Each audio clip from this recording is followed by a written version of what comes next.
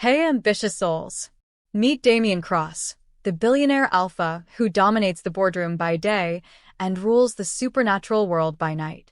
At 32, he's built a tech empire worth $12 billion, but his greatest challenge isn't hostile takeovers or market crashes.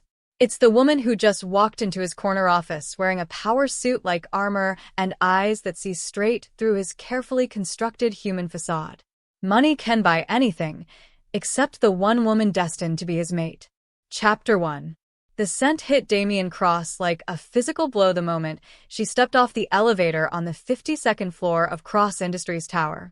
Vanilla and jasmine with an underlying steel that made his wolf pace restlessly beneath his Armani suit. He'd been reviewing quarterly projections when the aroma drifted through his office's climate-controlled air, causing his pen to snap in half. Mate. The word echoed through his mind with primal certainty, even as his human side rejected the impossibility. Damien had spent 15 years building his empire precisely because he'd never been distracted by such biological imperatives. Werewolves who chased their mate bonds ended up, like his father, dead at 45 with nothing to show for their lives but heartbreak and empty bank accounts. He straightened his platinum cufflinks and activated his office's privacy glass with a touch. Through the suddenly opaque windows, he watched his assistant Marcus approach with a woman whose presence seemed to electrify the entire floor. Even the humans working at their desks lifted their heads as she passed, drawn by something they couldn't name. She was tall, perhaps 5'8" in those killer heels, with rich chestnut hair pulled into a severe bun that only emphasized the elegant line of her neck.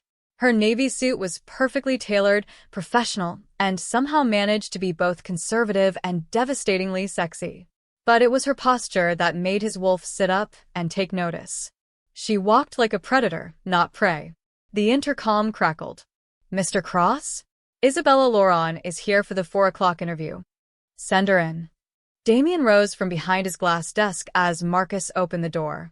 The woman, Isabella, stepped into his domain with confident strides, and their eyes met across 20 feet of Italian marble and Persian silk rugs. The impact was immediate and electric. Her pupils dilated slightly, lips parting on a small intake of breath that his enhanced hearing caught easily.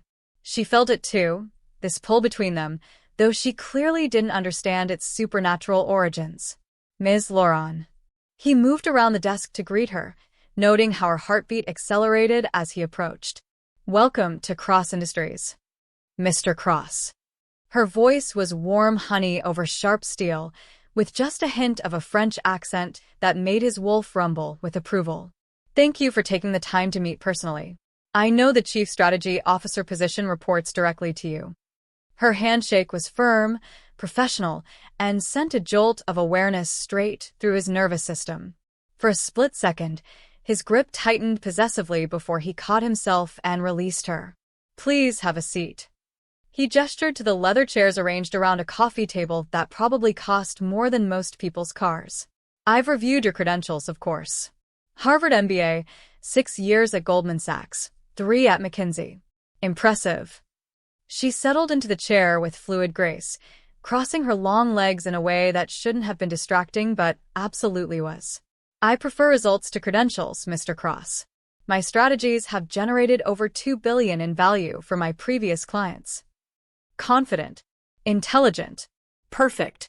His wolf was practically purring with satisfaction, while his human mind calculated the threat she represented. In 15 years of building Cross Industries from a garage startup to a global powerhouse, he'd never met anyone who could match his strategic thinking. The fact that she was also his destined mate created complications he absolutely could not afford. "Tell me about the Henderson acquisition," he said, referring to a hostile takeover she'd orchestrated at her previous firm. "The target company had 3 times the market cap of your client. Most strategists would have called it impossible." Isabella's smile was razor-sharp and completely captivating. "Most strategists think like humans, Mr. Cross. They see obstacles where they should see opportunities. The Henderson board thought they were safe behind their poison pill defense and staggered terms. They never anticipated a coordinated assault on 5 different fronts simultaneously.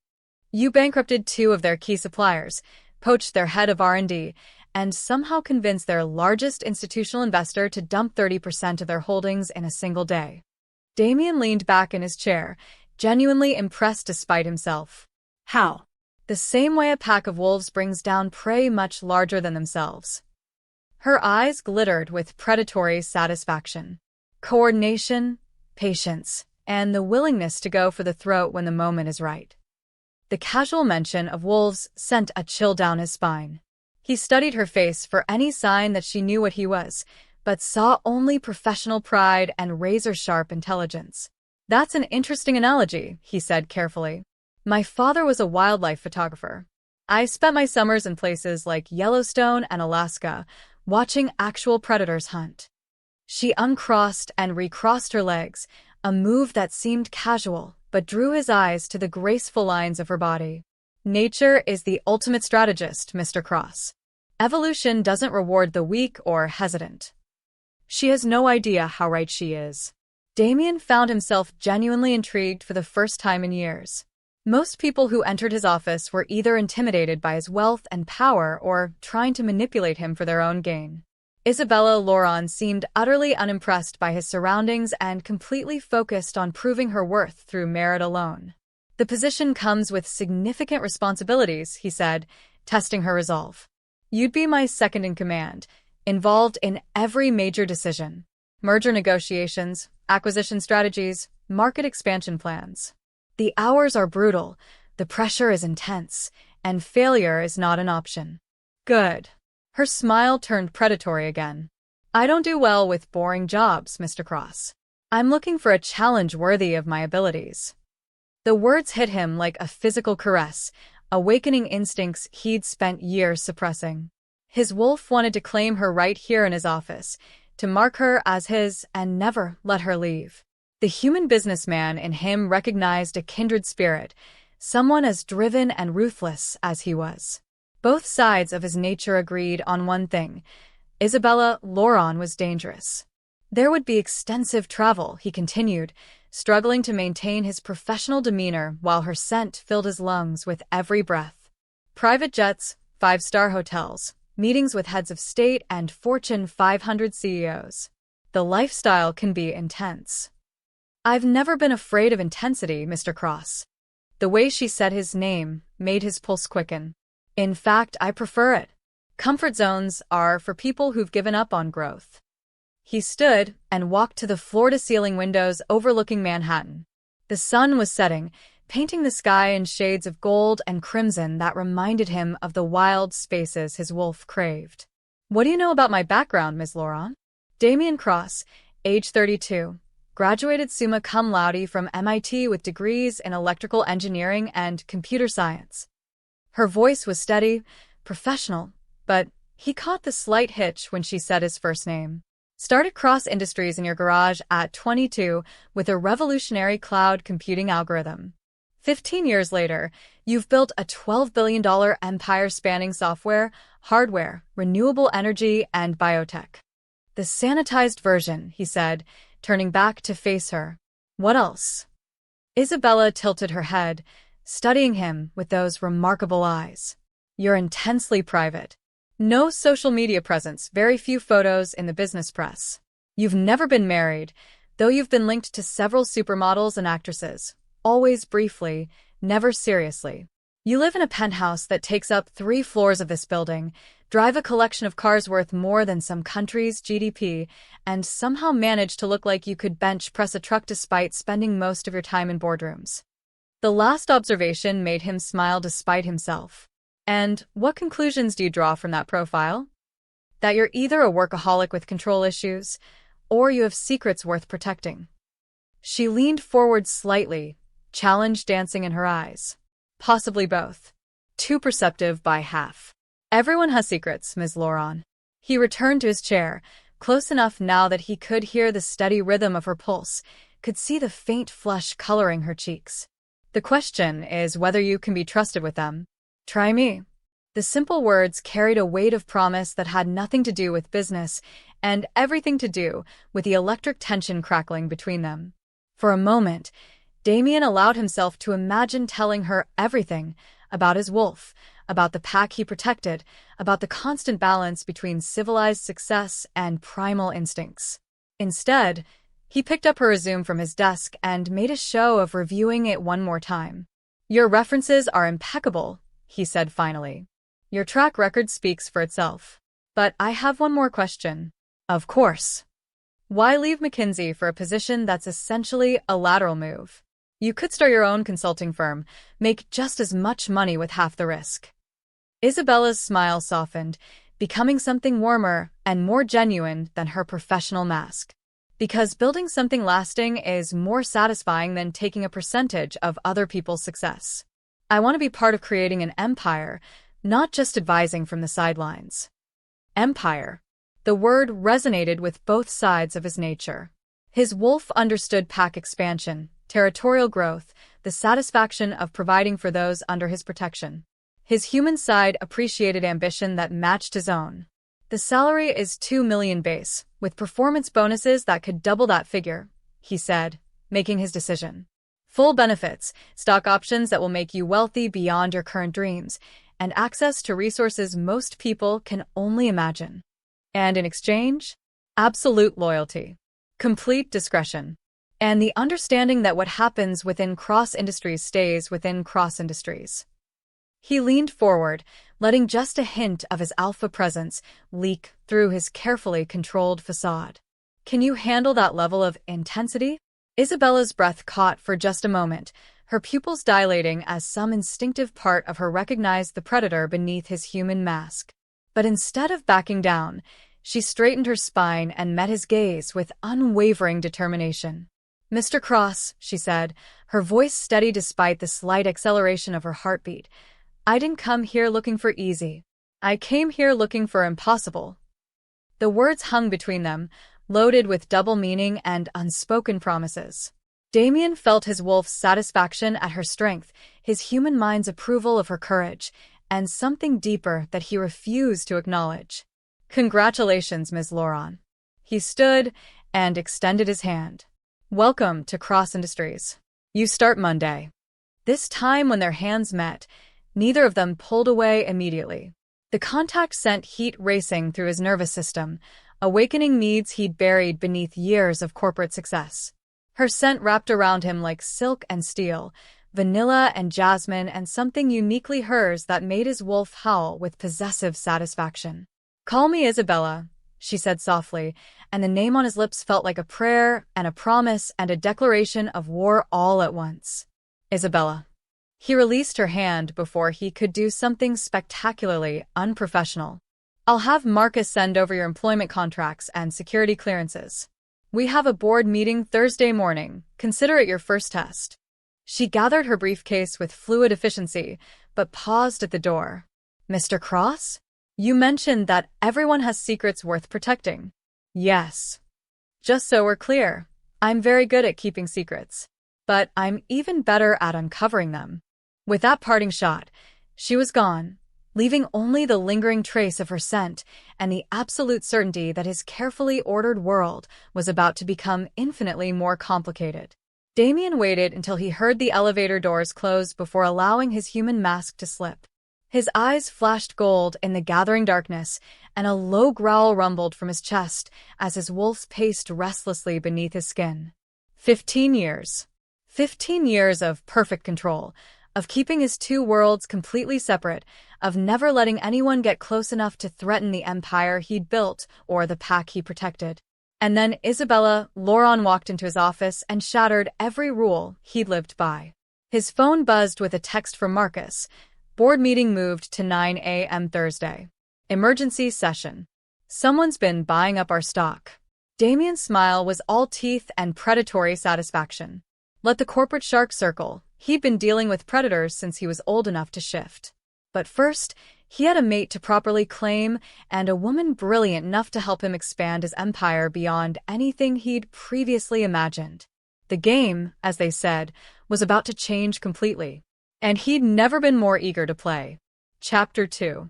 Isabella Lauron had faced down hostile boardrooms, negotiated with dictators, and once stared down a grizzly bear during one of her father's photography expeditions in Alaska. But nothing had prepared her for the raw, electric intensity of working 3 feet away from Damien Cross. It was her 3rd day at Cross Industries, and she was already questioning her sanity. "The Yamamoto merger is bleeding money," she said, sliding a tablet across his glass desk. "Their Tokyo division has been cooking the books for 18 months. If we don't restructure the deal, we'll lose $40 million by Christmas." Damien didn't even glance at the financial projections. Instead, his storm-gray eyes remained fixed on her face with an intensity that made her pulse race and her professional composure falter. "How do you know?" "I flew to Tokyo yesterday." She fought to keep her voice steady, though something about his stare made her feel like prey being stalked by a predator. "Spent 16 hours going through their manufacturing records with a forensic accountant. The numbers don't add up." "You flew to Tokyo." His voice was dangerously quiet.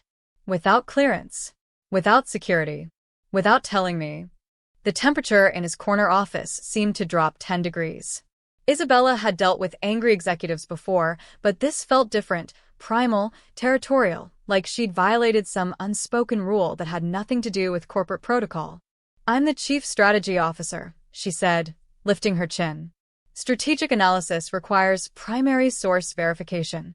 I don't need permission to do my job." Something flickered behind his eyes, gold instead of gray for just a split second, and a low sound rumbled from his chest that was almost like a growl. "You need permission to risk your life." "Risk my life?" She laughed, though it came out shakier than intended. It was a business trip to Tokyo, not a safari through the Amazon.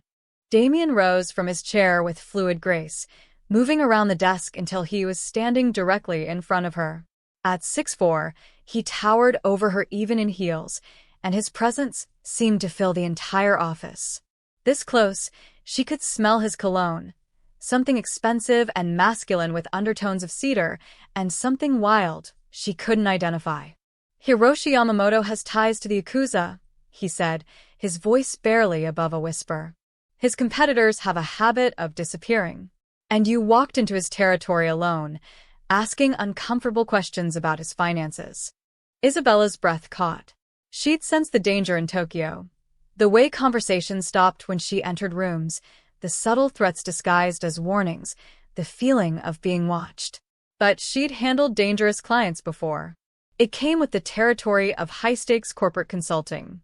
"I can take care of myself," she said, even as her traitorous body responded to his nearness with a flush of heat that had nothing to do with fear. "Can you?" His hand rose to cup her cheek, thumb brushing across her lower lip with devastating gentleness. "You have no idea what kind of predators are out there, Isabella." The way he said her name, low, possessive, almost reverent, made her knees weak. For a moment, she forgot they were in his office, forgot about quarterly reports and merger documents, and everything except the way his touch sent electricity racing through her nervous system. Then her phone buzzed with an incoming call, shattering the spell.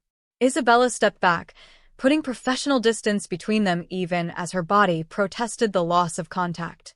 "The Yamamoto situation needs immediate attention.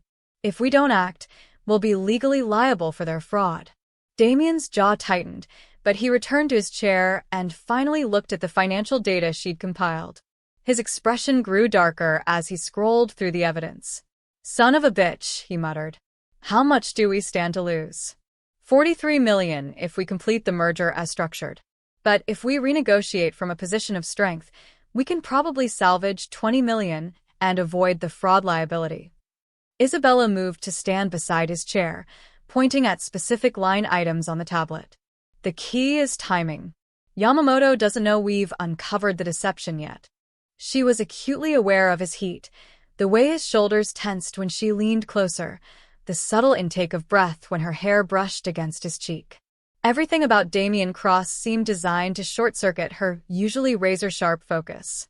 "Set up a call with Yamamoto for this afternoon," he said, his voice rougher than usual. "But we do this together. No more solo operations. I don't need a babysitter. You need a partner." He turned in his chair to face her, and suddenly they were inches apart, his eyes intense and unreadable. "That's what you signed up for, remember?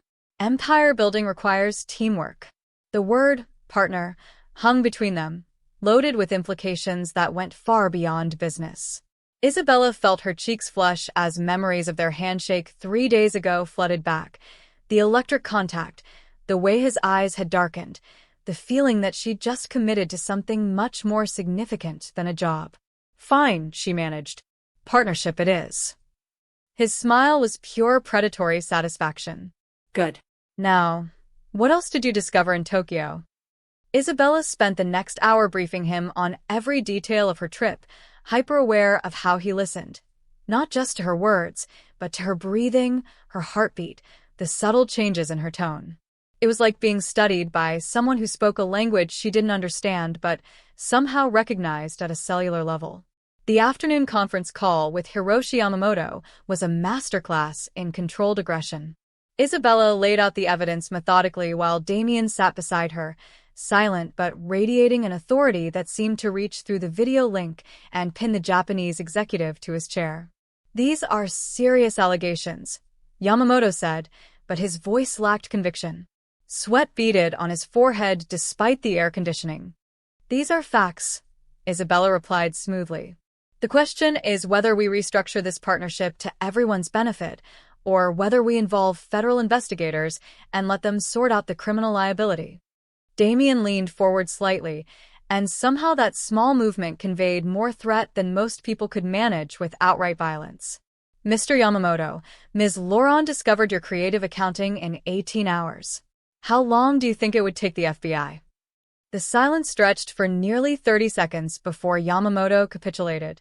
By the time they ended the call, Cross Industries had renegotiated the merger terms, secured a $20 million penalty payment, and gained controlling interest in Yamamoto's most profitable manufacturing facility. "Not bad for an afternoon's work," Isabella said, allowing herself a moment of professional satisfaction. "You were magnificent." Damien's voice was warm with genuine admiration and something deeper that made her stomach flutter with butterflies. "Ruthless, brilliant, absolutely devastating." The compliment hit her like a physical caress. She'd been praised by clients and colleagues countless times, but something about earning Damien's approval felt different, more personal, more significant. "We make a good team," she said softly. "Yes." His eyes never left her face. "We do." The moment stretched between them, charged with possibility and the growing awareness that their partnership extended far beyond business. Then Marcus knocked on the door, breaking the spell. "Mr. Cross? The Seattle team is here for the renewable energy presentation."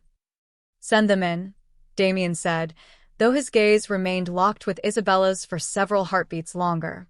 The next 2 hours flew by in a blur of technical specifications and market analysis. Cross Industries was developing revolutionary solar battery technology that could revolutionize energy storage, but the project was behind schedule and over budget. The Seattle team, 3 engineers and a project manager, looked increasingly uncomfortable as Damien's questions grew more pointed. "The cobalt shortage is affecting our entire supply chain," Dr. Sarah Chen, the lead engineer, explained. "We're looking at 18-month delays unless we can secure alternative sources." "What about synthetic alternatives?" Isabella asked, studying the technical specifications. "Lithium iron phosphate has lower energy density, but the cost savings could offset the performance gap." Dr. Chen's eyebrows shot up. "You're familiar with battery chemistry?" "My undergraduate degree was in chemical engineering before I switched to business." Isabella pulled up a calculator on her tablet.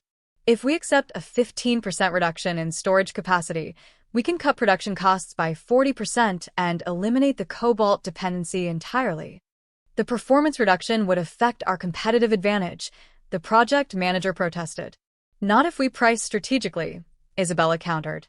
"We become the budget option that's still premium quality."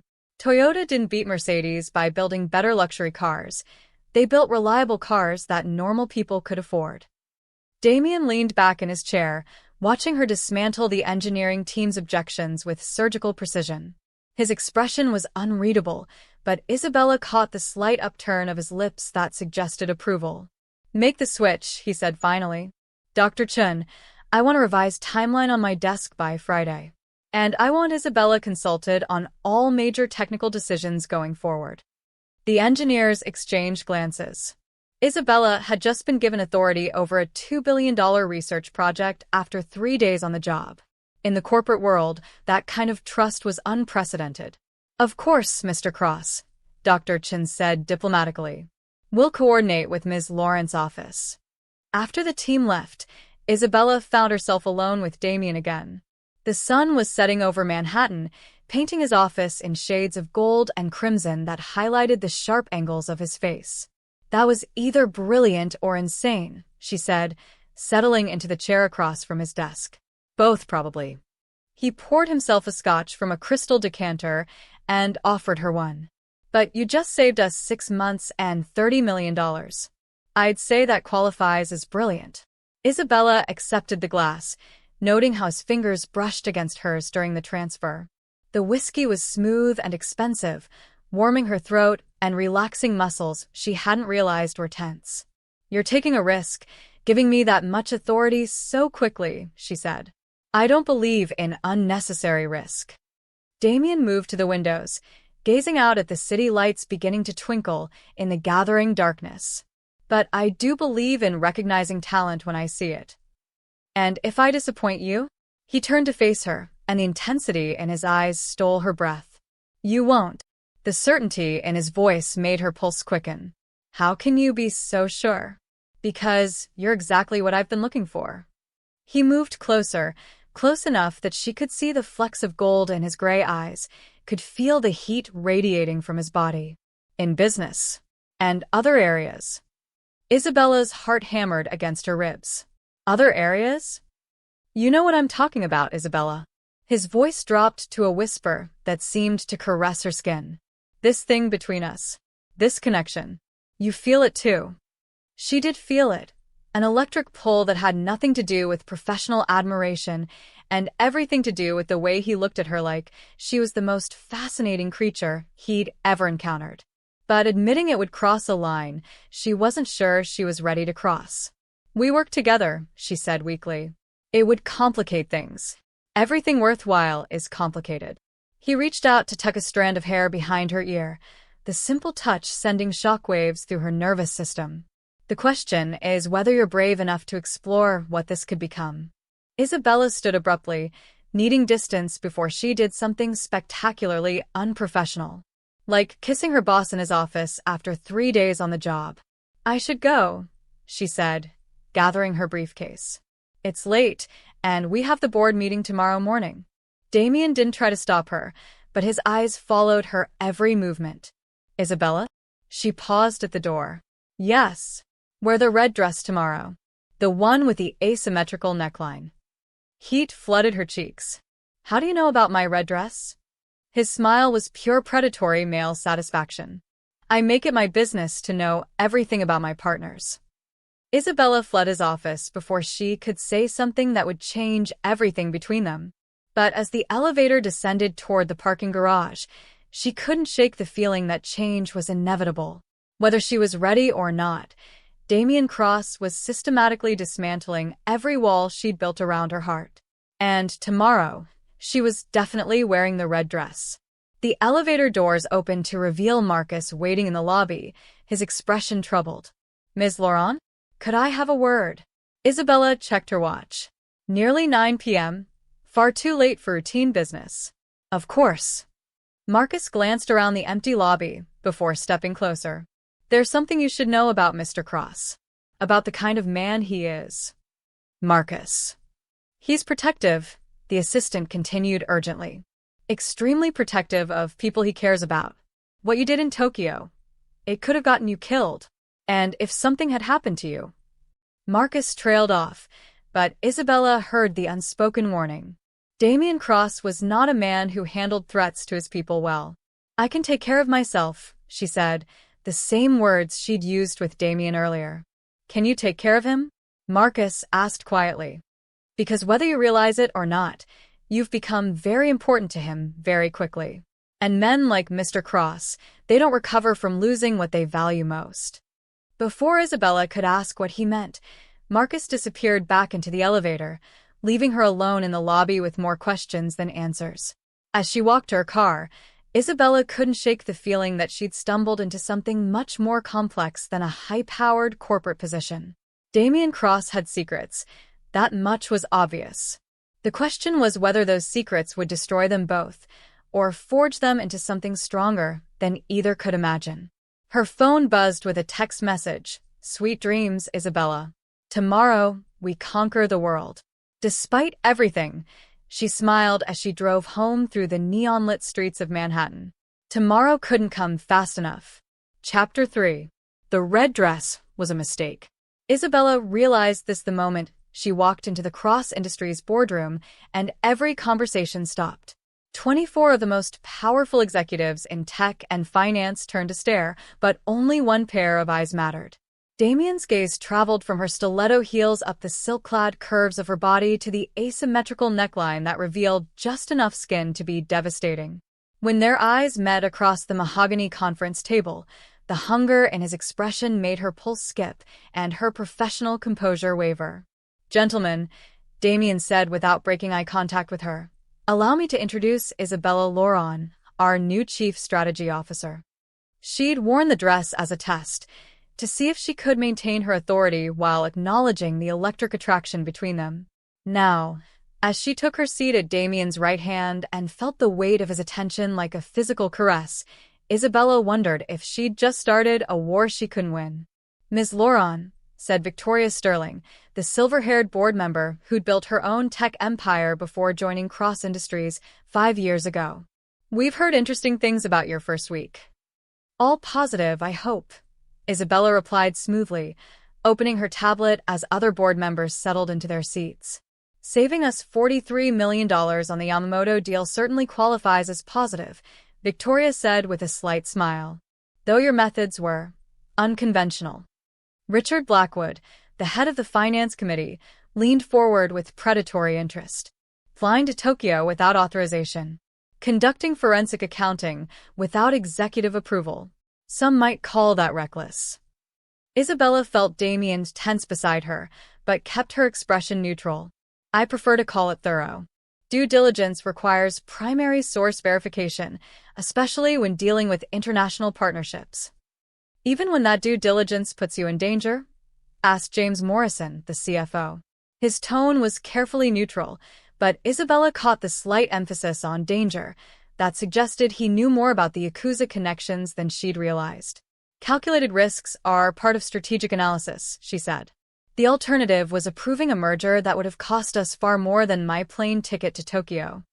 Nervous laughter rippled around the table, but Isabella noticed that several board members exchanged meaningful glances. These people knew things about Damien, about the company, about dangers she was only beginning to glimpse. "Let's move on to the quarterly reports," Damien said, his voice carrying an edge of authority that immediately focused everyone's attention. "Isabella, would you present the renewable energy projections?" For the next hour, Isabella lost herself in the familiar rhythm of corporate warfare. She fielded questions about market penetration, defended her decision to switch battery chemistry, and systematically dismantled every objection to her strategic recommendations. This was her element: numbers and projections, and the pure intellectual satisfaction of being the smartest person in the room. Well, almost the smartest. Throughout her presentation, she was acutely aware of Damien watching her with those storm-gray eyes, occasionally nodding approval or asking pointed questions that demonstrated his own razor-sharp intelligence.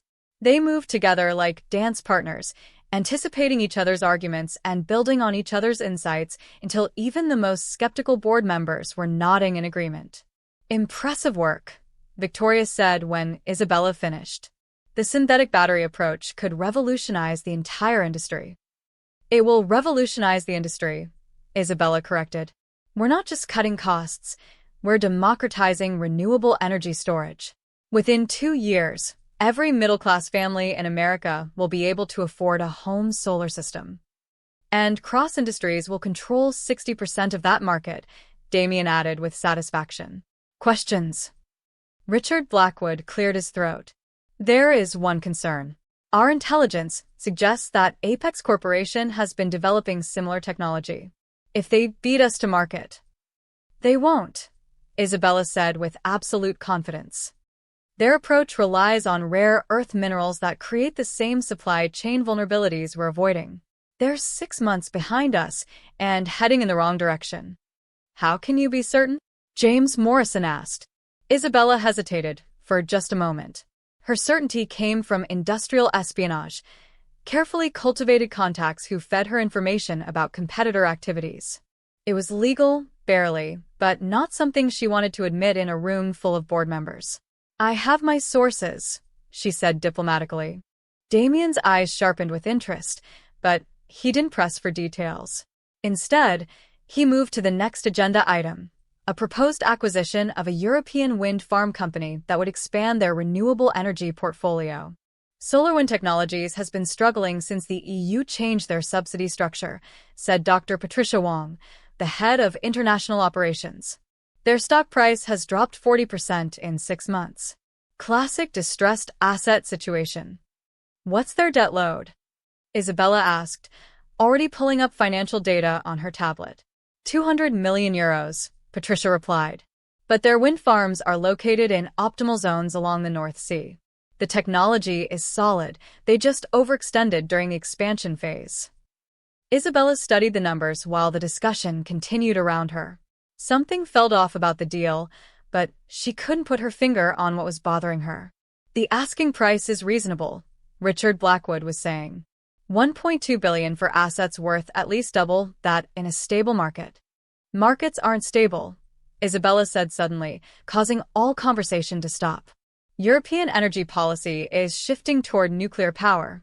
3 major countries are reconsidering their wind subsidies.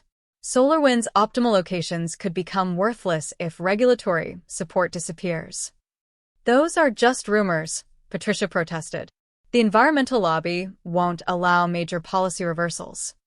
The environmental lobby doesn't control energy prices. Isabella pulled up a chart showing European electricity costs over the past decade. Natural gas shortages, nuclear plant shutdowns, grid instability, governments are getting desperate. When politicians have to choose between green energy and keeping the lights on, they choose electricity every time. Damien leaned back in his chair, studying her with obvious admiration. What do you recommend? Wait 6 months. Let the regulatory situation clarify. If wind subsidies survive the political pressure, we can acquire solar wind for half the current asking price. If subsidies disappear, we avoid losing $1 billion on stranded assets. The room fell silent as board members considered her analysis. Isabella felt the weight of their evaluation, knowing that her credibility with these powerful people hung on moments like this. Motion to table the solar wind acquisition, pending regulatory clarity, Victoria Sterling said finally. Seconded, added James Morrison. The motion passed unanimously, and Isabella felt a surge of professional satisfaction. She'd just saved Cross Industries from a potentially catastrophic investment, and more importantly, she'd proven her strategic value to the board. Excellent work, Damien murmured as the meeting continued.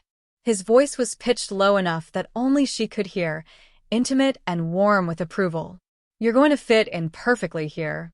The words sent heat pooling in her stomach, but before she could respond, Richard Blackwood was speaking again.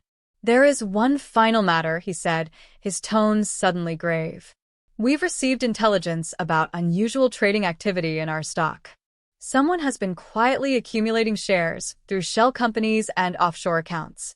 Isabella felt Damien go absolutely still beside her, like a predator scenting danger. How much? Damien asked, his voice deadly quiet. Approximately 8%, Richard replied.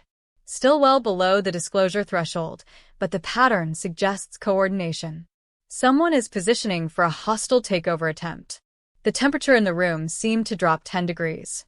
Isabella had seen corporate raids before, but something about the board's reaction suggested this was more than routine business competition. Do we have any idea who's behind it? Victoria asked. Not yet, Richard said. But the timing is suspicious. The accumulation started 3 weeks ago, right after we announced the renewable energy breakthrough. Industrial espionage, James Morrison muttered. Someone wants our battery technology. Isabella's mind raced through the possibilities. A 3-week timeline meant the buying had started before she joined the company, but the timing coincided with her background research on Cross Industries. Had her due diligence somehow leaked information to competitors? "I want a full investigation," Damien said, his voice carrying an edge of barely controlled fury. "Financial forensics, security audit, the works. Someone is trying to steal my company, and I want to know who." The meeting broke up shortly after, but Isabella lingered as the other board members filed out. Something about Damien's reaction bothered her. The immediate shift from corporate executive to something far more dangerous and primal. "Are hostile takeovers common in your industry?" she asked when they were alone. Damien moved to the floor-to-ceiling windows overlooking Manhattan, his hands clasped behind his back. "No." Cross Industries has always been considered untouchable. Too well-defended, too profitable, too what? He turned to face her, and for a moment his carefully controlled mask slipped. She saw something wild and fierce in his eyes, something that had nothing to do with business, and everything to do with territory and dominance, and the primal need to protect what was his. "Too dangerous to attack," he said finally. Isabella felt a chill run down her spine. "Dangerous how?" Before he could answer, Marcus appeared in the doorway. "Mr. Cross? Your 2 o'clock is here. Send them to conference room B. I'll be there in 5 minutes." Damien waited until Marcus left before turning back to Isabella. "Walk with me." They left the boardroom together, but instead of heading toward the elevators, Damien led her down a corridor she'd never seen before. The walls here were darker, the lighting more subdued, and she noticed that several doors required keycard access. "Where are we going?" she asked. "Somewhere we can talk privately." He stopped at a door marked Executive Security and swiped his card. "There are things about Cross Industries you need to understand, about the kind of enemies we face." The security office was sleek and high-tech, with multiple monitors displaying feeds from cameras throughout the building. But what caught Isabella's attention were the personnel files spread across the main desk, detailed background checks on employees, associates, even board members, including herself. "You investigated me," she said, picking up her own file. It was thick, comprehensive, and disturbingly thorough. "I investigate everyone," Damien said without apology. Isabella Laurent, age 29, born in Montreal to Dr. Jean-Pierre Laurent and Marie Dubois. Parents died in a car accident when you were 16. Raised by your grandmother until college. Academic scholarships to Harvard, graduated summa cum laude. No siblings, no close family, no long-term romantic relationships. Each fact hit her like a physical blow. Her private pain, her carefully guarded history, reduced to bullet points in a corporate file. "Why?" she whispered. "Because knowledge is power.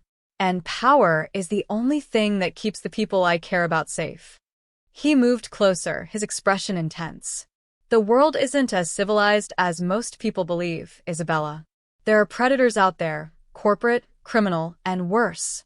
I need to know who I can trust. And can you trust me?"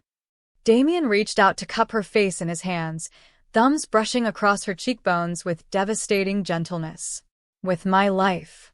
With my empire. With everything I am." The words hung between them, loaded with promise and possibility. Isabella felt herself leaning into his touch, drawn by the warmth and strength he radiated. "But trust goes both ways," she said softly. "If you want my loyalty, I need to know what I'm getting into. What aren't you telling me about Cross Industries? About yourself?" For a moment, she thought he might actually answer. His eyes darkened, jaw tightening, as if he were wrestling with some internal conflict. Then his phone buzzed with an urgent text, shattering the moment. "We'll continue this later," he said, stepping back and instantly transforming back into the polished CEO. "Dinner tonight. My penthouse. 8 o'clock. Damien." 8 o'clock, Isabella. His voice carried an edge of command that made her pulse quicken. "Wear something comfortable. We have a lot to discuss." Before she could protest, he was gone, leaving her alone in the security office with more questions than answers, and the absolute certainty that her carefully ordered world was about to become infinitely more complicated. As she gathered her things and headed back to her office, Isabella couldn't shake the feeling that she was standing at the edge of a precipice. Whatever Damien wanted to tell her tonight would change everything between them. The only question was whether she was brave enough to take the leap. Her phone buzzed with a message from an unknown number. "Be careful who you trust, Ms. Laurent. Not everyone at Cross Industries is who they seem to be." Isabella stared at the screen, ice forming in her stomach. Someone was watching her, warning her, playing games with information she didn't understand. As she deleted the message and tried to focus on quarterly projections, one thought kept circling through her mind. She'd walked into Damien Cross's world looking for a challenge. She was beginning to realize she might have found more than she bargained for. Chapter 4. Damien Cross's penthouse occupied the top 3 floors of Cross Industries Tower, and stepping off the private elevator felt like entering another world entirely. Isabella had expected corporate luxury, glass and steel and modern minimalism. Instead, she found herself in a space that felt both sophisticatedly urban and primally wild. Rich hardwood floors gleamed under subtle lighting that seemed to mimic moonlight. Leather furniture in deep browns and midnight blues was arranged around a massive stone fireplace that dominated one wall. But it was the view that stole her breath. Floor-to-ceiling windows offered a panoramic vista of Manhattan stretching endlessly in all directions, the city lights twinkling like stars in the darkness. "Welcome to my sanctuary," Damien said, appearing beside her with 2 glasses of wine. He'd changed from his business suit into dark jeans and a charcoal cashmere sweater that emphasized the broad lines of his shoulders and the lean strength of his torso. Isabella had chosen a simple black dress that was elegant but not overly formal, professional but undeniably feminine. Now, standing in his personal space and seeing the way his eyes heated as they traveled over her body, she wondered if she'd made another strategic error. "It's beautiful," she said, accepting the wine. "Not what I expected." "What did you expect?" "More glass and chrome." "Less." She gestured toward a collection of what looked like antique hunting weapons mounted on one wall. "Less old-world sophistication." Damien's smile was enigmatic. "I believe in honoring the past while building the future. Some things shouldn't be forgotten, no matter how civilized we become." The words carried undercurrents she didn't understand, but before she could ask for clarification, he was leading her toward the dining area. A table for 2 had been set near the windows, intimate and elegant with candles casting dancing shadows across white linen. "I hope you're hungry," he said, pulling out her chair. "My chef prepared something special." The meal was extraordinary, perfectly seared venison with wild mushrooms and herbs that somehow tasted like forests and moonlight. Isabella found herself relaxing as they talked, trading stories about their backgrounds and discovering unexpected common ground. Damien was surprisingly well-read, equally comfortable discussing quantum physics and Renaissance poetry. But there was always something held in reserve, a part of himself he kept carefully locked away. "Tell me about your parents," he said as they finished the main course. "The file mentioned they died when you were young." Isabella's wine glass paused halfway to her lips. Even after all these years, talking about that night was difficult. "Car accident. I was 16, home studying for finals when the police came to the door." "I'm sorry." The simple words carried genuine warmth. "That must have been devastating." "It was." She set down her glass, surprised by how easy it was to talk to him about painful memories. They were wildlife photographers. That's how they met, actually. Dad was documenting wolf populations in northern Canada, and Mom was his research assistant. They spent their whole lives chasing the perfect shot of something wild and free. Damien went very still. Wolves. Dad's specialty. He published 3 books on wolf behavior and pack dynamics. Some of his photos are still used in National Geographic documentaries. Isabella smiled softly, remembering. He used to say that wolves were perfect predators, intelligent, loyal, absolutely devoted to their families. He admired their primal honesty, I suppose. Primal honesty, Damien repeated, his voice strangely husky. The idea that they never pretended to be anything other than what they were. No masks, no corporate facades. Just pure, essential nature. Isabella looked up to find him watching her with an intensity that made her pulse quicken. He said humans could learn a lot from wolves about loyalty and protection and what it means to truly belong to something larger than yourself. The silence stretched between them, charged with unspoken meaning. Isabella felt like she'd just revealed something significant without realizing it, like she'd passed some sort of test she hadn't known she was taking. "Your father sounds like a wise man," Damien said finally. He was. "Both my parents were. They died doing what they loved, chasing a story about illegal hunting in Alaska. The weather turned bad. Their plane went down." She shrugged, trying to appear casual about pain that still cut deep. "The rescue teams said they died instantly. I suppose that's something." Building security breach. He was moving through the darkness like he could see perfectly, retrieving something from a hidden panel in the wall. Someone just cut the main power grid. Isabella's blood turned to ice. The hostile takeover. Is this connected? Probably. Damien returned to her side, and she was shocked to see that he was now holding what looked like a very sophisticated handgun. "Isabella, I need you to listen carefully. There's a safe room behind the bookshelf in my study. The code is your birthday, month, day, year. If anything happens to me, get in there and call the number programmed as Pack 1 in my phone." Pack 1. The phrase seemed oddly specific. Damien, what? The elevator chimed, indicating someone had accessed his private floor. Damien's expression went absolutely feral, his eyes reflecting the red emergency lighting in a way that seemed almost inhuman. "Go. Now." "I'm not leaving you. This isn't a request." The growl in his voice made every instinct she possessed scream danger. "Go to the safe room and don't come out until I tell you it's safe."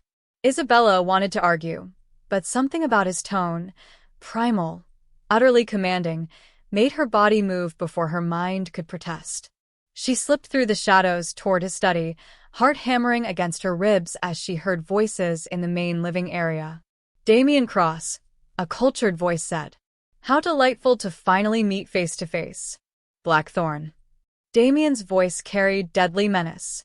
"I should have known you'd be too much of a coward to come alone. Oh, I brought friends.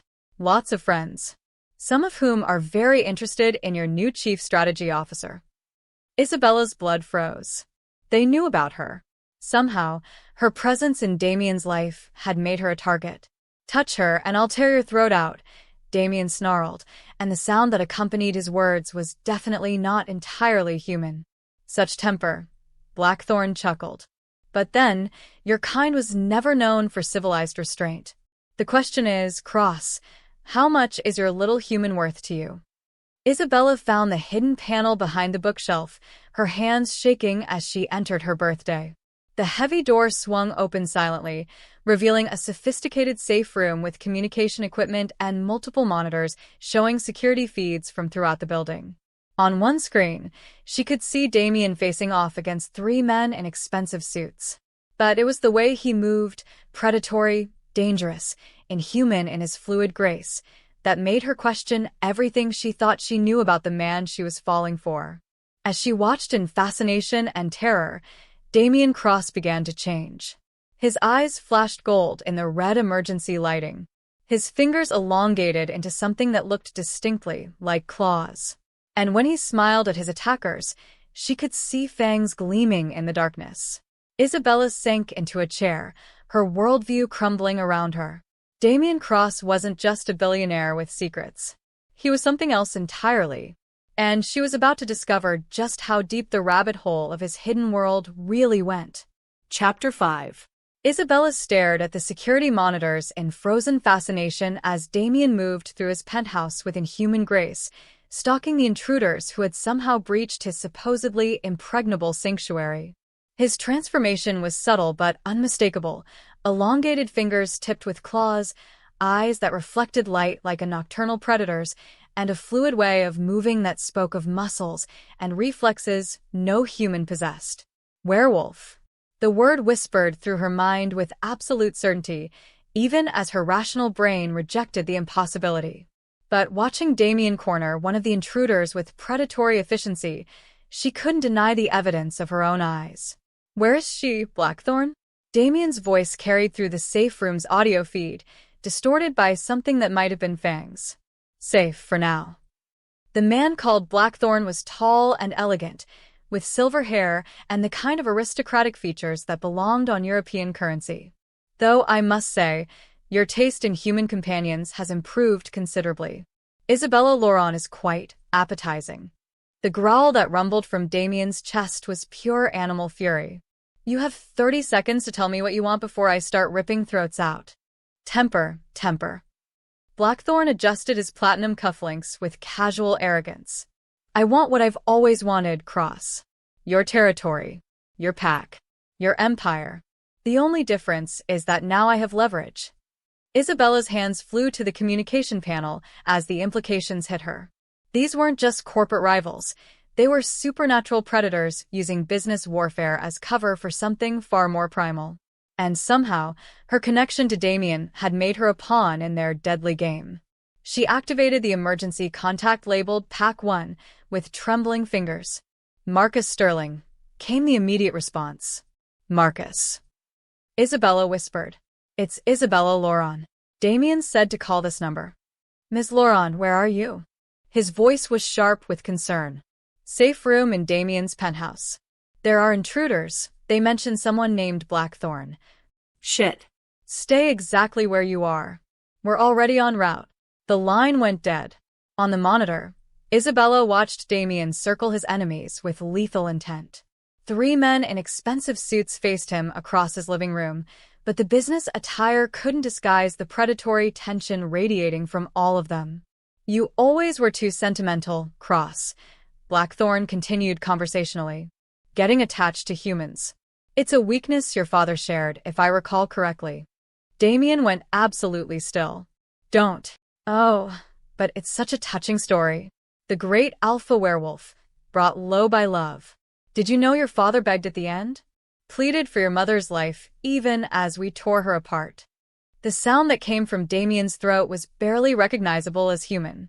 His form seemed to blur and shift, growing larger and more threatening as rage overwhelmed his careful control.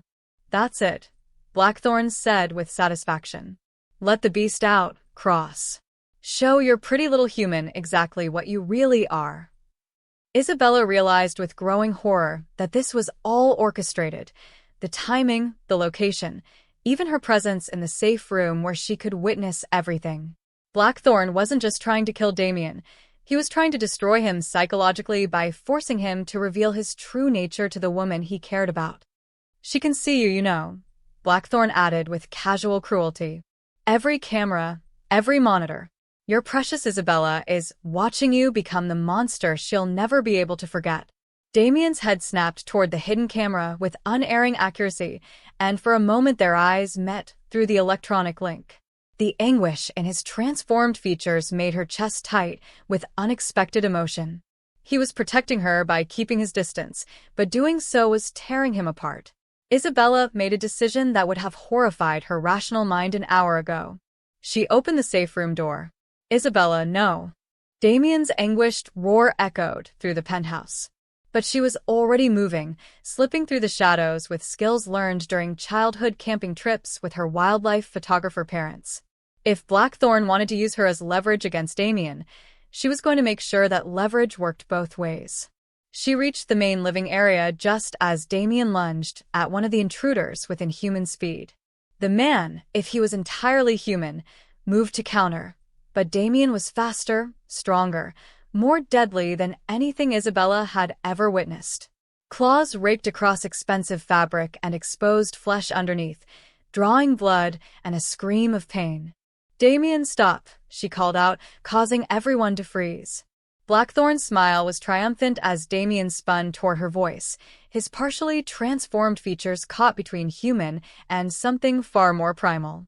How touching, Blackthorn said. Beauty and the Beast, reunited at last. Actually, Isabella said, her voice steady despite her hammering heart, I prefer to think of it as brains and brawn working together. Before anyone could react, she grabbed the heavy crystal decanter from Damien's bar and hurled it with deadly accuracy at the nearest intruder. The man went down hard, blood streaming from his temple as $200 worth of single malt whiskey created a perfect distraction. Damien moved like lightning, using Isabella's diversion to take down the second attacker with brutal efficiency. Within seconds, only Blackthorn remained standing, though his confidence had evaporated along with his numerical advantage. "Clever girl," he said, backing toward the windows. "I can see why you fascinate him. But this isn't over, Cross. The pack challenges your leadership. The board questions your judgment. And now your human knows exactly what you are." "Run," Damien growled, his voice distorted by fangs. "Run before I forget that killing you would start a war." Blackthorn smiled coldly. "The war has already begun. The only question is how many humans you're willing to sacrifice to win it." He moved faster than Isabella's eyes could follow, shattering the reinforced glass of the floor-to-ceiling windows and disappearing into the Manhattan night. Whether he'd fallen 52 floors or somehow escaped, she couldn't tell. In the sudden silence, Isabella found herself alone with a man who was definitely not entirely human, in a penthouse with 2 unconscious attackers and enough shattered glass to outfit a recycling plant. "Isabella." Damien's voice was rough with emotion as his features slowly returned to human normal. "I'm sorry. You should never have seen." "Werewolf," she said simply. He went very still. "Yes. And you're what, their leader? Their alpha?" "I'm the alpha of the Manhattan Pack. We control the supernatural elements of New York's financial district." His eyes never left her face, watching for signs of revulsion or fear. Cross Industries is both a legitimate business empire and a front for pack operations. Isabella sank onto his leather couch, processing information that should have been impossible to accept. "How many of you are there? In my pack?" 43, including support staff. "In the city? Maybe 300, spread across 5 territories."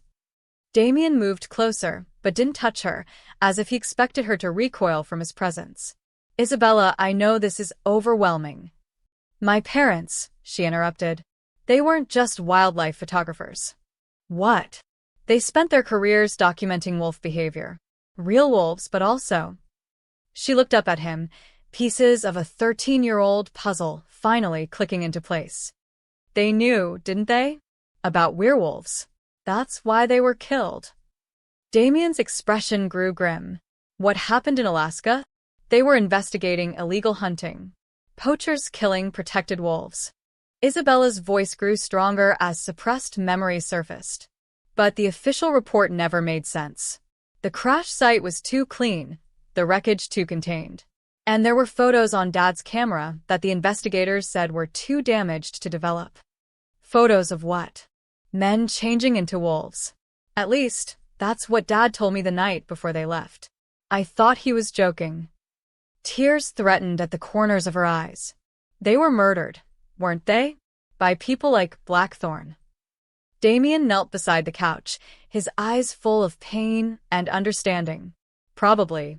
There are factions within the supernatural community that believe humans should never learn our secrets.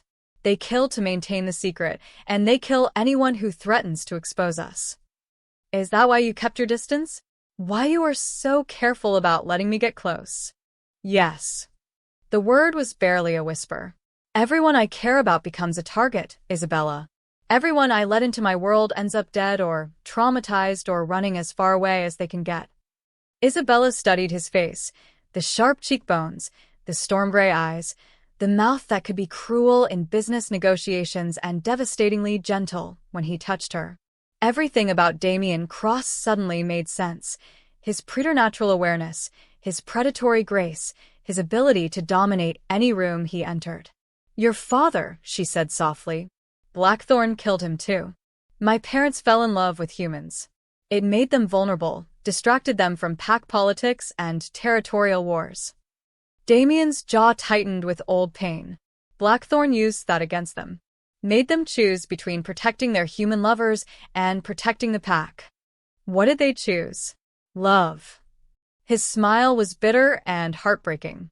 They chose love, and it got them all killed. That's when I swore I'd never make the same mistake. Isabella reached out to touch his face, her thumb tracing the sharp line of his cheekbone. But you let me in anyway. I tried not to. He leaned into her touch like a man starved for gentle contact. From the moment you walked into my office, my wolf recognized you as mate.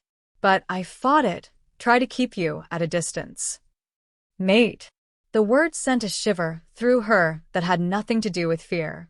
Werewolves mate for life. When we find our other half, the bond is absolute, biological, emotional, spiritual. Fighting it is like fighting gravity. His eyes searched her face desperately. But now you know what I am, what being with me would cost you. And you can choose to run before it's too late. Isabella considered his words, thought about the safe, predictable life she'd been building before Damien Cross entered her world like a force of nature. She could walk away, return to corporate consulting and strategic planning and relationships that never risked her heart or her sanity. Or she could stay with a man who was brilliant and dangerous and completely devoted to protecting the people he loved, even if it meant sacrificing his own happiness. Tell me something, she said softly. Anything. If I stay, if I choose this life with you, will you teach me how to be worthy of it? Damien's breath caught. Isabella. I don't want to be the weak human who needs constant protection. I want to be your partner in everything, business, pack politics, whatever enemies we face. She moved closer, close enough to see the gold flecks in his eyes. Can you handle a mate who fights beside you instead of hiding behind you? The smile that spread across his features was pure predatory satisfaction. The question is whether you can handle an alpha who will never let you face danger alone. Try me. Damien's response was to kiss her with 15 years of suppressed hunger and desperate need. Isabella melted into his embrace, tasting wine and wildness, and the promise of a life far more complicated and dangerous and exhilarating than anything she'd ever imagined. When they finally broke apart, both breathing hard, she could hear sirens approaching the building. Marcus, she asked. Marcus, and the rest of the pack. They'll handle cleanup and security. Damien stood and offered her his hand. Ready to meet your new family? Isabella looked around the destroyed penthouse, thought about corporate enemies who were apparently supernatural predators, and considered the complete insanity of falling in love with a werewolf alpha after knowing him for less than a week. Absolutely, she said, taking his hand without hesitation. As the elevator chimed with approaching allies, Isabella realized she'd finally found what she'd been searching for her entire career, a challenge worthy of her abilities and a partnership that would push her to become everything she was capable of being. The only question now was whether she was strong enough to survive it. Given the predatory satisfaction in Damien's eyes as he squeezed her hand, she had a feeling she was about to find out exactly what she was made of. And she couldn't wait to begin. Chapter 6. The elevator opened to reveal Marcus Sterling and 5 other people who moved with the same predatory grace Isabella had learned to recognize. But it was the woman leading them who commanded immediate attention, tall, elegant, with silver-streaked auburn hair and eyes like liquid amber that seemed to see straight through to Isabella's soul. Victoria, Damien said, genuine warmth entering his voice. I should have known you'd come personally. Victoria Sterling. Isabella realized with a start that this was the same Victoria from the board meeting, though seeing her now in tactical gear instead of a business suit revealed an entirely different person. She moved like a warrior, and the deference the other pack members showed her spoke of serious authority within their supernatural hierarchy. When Marcus said Blackthorne had made his move, I wasn't about to coordinate from the boardroom, Victoria replied, her gaze shifting to Isabella with obvious assessment. So, this is your mate. Isabella Lauron, Damien said, his hand finding the small of her back in a gesture that was both protective and possessive. Isabella, meet Victoria Sterling, my second-in-command and the pack's strategic advisor. Also known as the person who keeps our alpha from doing spectacularly stupid things, Victoria said dryly, extending her hand to Isabella. Though judging by tonight's events, I may need to expand that job description. Isabella shook the offered hand, noting the woman's firm grip and the subtle way she tested Isabella's strength. Nice to meet you officially. I have to say, the board meeting makes a lot more sense now. I imagine everything makes more sense now, Victoria said with a slight smile. The question is whether you're prepared for what comes next. Which is? Marcus stepped forward, his usual polished demeanor replaced by something grimmer and more focused. Blackthorn didn't come here alone, and he didn't come just to make threats. This was reconnaissance, testing our defenses, gauging your reaction to learning about our world. He also wanted to force Damien's transformation in front of me, Isabella added, understanding more pieces of the puzzle. To drive a wedge between us. Smart girl, said one of the other pack members, a lean man with dark hair and scars that spoke of serious battles. I'm Jake Morrison, head of pack security. And you're right, everything tonight was calculated to cause maximum psychological damage. Instead, it just pissed me off, Isabella said, earning surprised grins from several pack members. I like her, declared the youngest member of the group, a woman who couldn't have been more than 25 but carried herself with deadly confidence. I'm Sarah Chun. You met my mother at the board meeting. She's our tech specialist. I handle field operations. Dr. Sarah Chen's daughter, Isabella realized, seeing the family resemblance now that she knew to look for it. How many pack members work at Cross Industries? About half, Damien replied. The company provides legitimate employment and cover for pack operations. Everyone else works in security, consulting, or runs their own businesses under the pack's protection. Victoria gestured toward the shattered windows and unconscious intruders. We need to move this conversation somewhere more secure. Blackthorn's people will be monitoring emergency services, and we can't afford to be caught exposed. The safe house on Roosevelt Island? Marcus suggested. Too predictable. He'll expect us to retreat to established locations. Damien's expression was pure alpha authority as he considered options. What about the boat? Perfect, Victoria agreed. Harder to monitor, easier to control access. Both? Isabella asked. I keep a yacht moored at the marina, Damien explained. Technically for entertaining clients, but it doubles as a mobile command center when we need privacy. Within 20 minutes, they were speeding through Manhattan streets in a convoy of black SUVs that screamed corporate security but probably cost more than most people's houses. Isabella found herself in the lead vehicle with Damien, Victoria, and Marcus, while Jake and Sarah followed with their unconscious prisoners. What happens to Blackthorn's men? Isabella asked as they navigated toward the marina. Enhanced interrogation, Victoria said matter-of-factly. We need to know how many people he brought to the city, where they're staying, and what his endgame looks like. Enhanced interrogation? Werewolf senses make lying very difficult, Damien explained. We can hear heartbeat changes, smell the chemical shifts that accompany deception. Most humans break within minutes of realizing they can't successfully lie to us. Isabella filed that information away, wondering what other advantages and complications came with being mated to a supernatural predator. The yacht was moored at a private dock that probably cost more per month than most people's rent. 150 feet of sleek luxury that looked like it belonged to European royalty, all gleaming white hull and tinted windows that offered complete privacy from prying eyes. Welcome to the Moonrunner, Damien said as they boarded. My home away from home.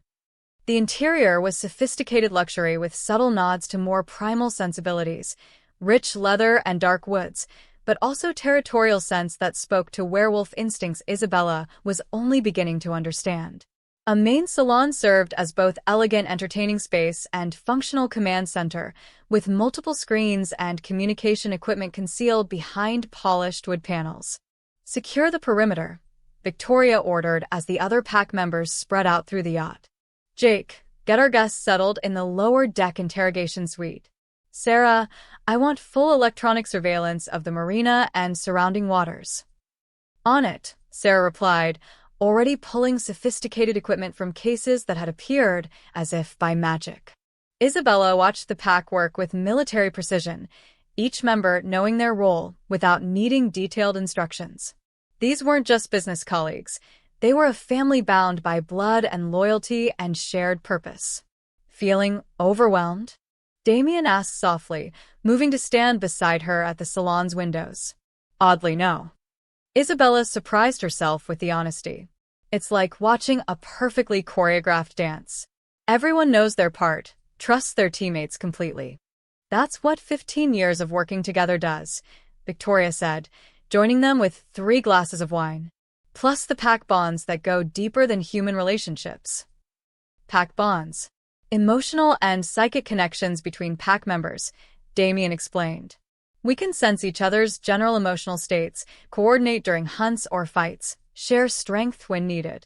And as alpha mate, you'll eventually develop similar bonds with all of us, Victoria added, studying Isabella's reaction carefully. The implications hit her like a physical blow. You'll all be able to read my emotions? It's not mind reading, Marcus assured her, appearing with an armload of files. More like emotional weather reports. General states, not specific thoughts. Those strong emotions do tend to broadcast more clearly, Victoria said with amusement. Which means we're all currently aware that you find our alpha extremely attractive and are trying very hard not to panic about the supernatural aspect of pack dynamics. Isabella felt heat flood her cheeks. That's mortifying. That's honest, Damien said, his arms sliding around her waist. And refreshing. Most humans spend so much energy on deception that reading their true feelings is exhausting. The bond develops gradually, Victoria added kindly. Right now, only Damien can sense you clearly. The rest of us will need several weeks of proximity before the pack bonds strengthen. Marcus spread his files across the salon's coffee table. Speaking of bonds, we need to discuss Blackthorn's real objective. This wasn't just about testing our defenses or psychological warfare. What did you find? Damien asked, instantly focused on business. Financial forensics on the stock purchases revealed the shell companies are registered in 3 different countries, but they all trace back to Blackthorn Industries, a holding company that's been quietly acquiring assets across the supernatural community for the past 2 years.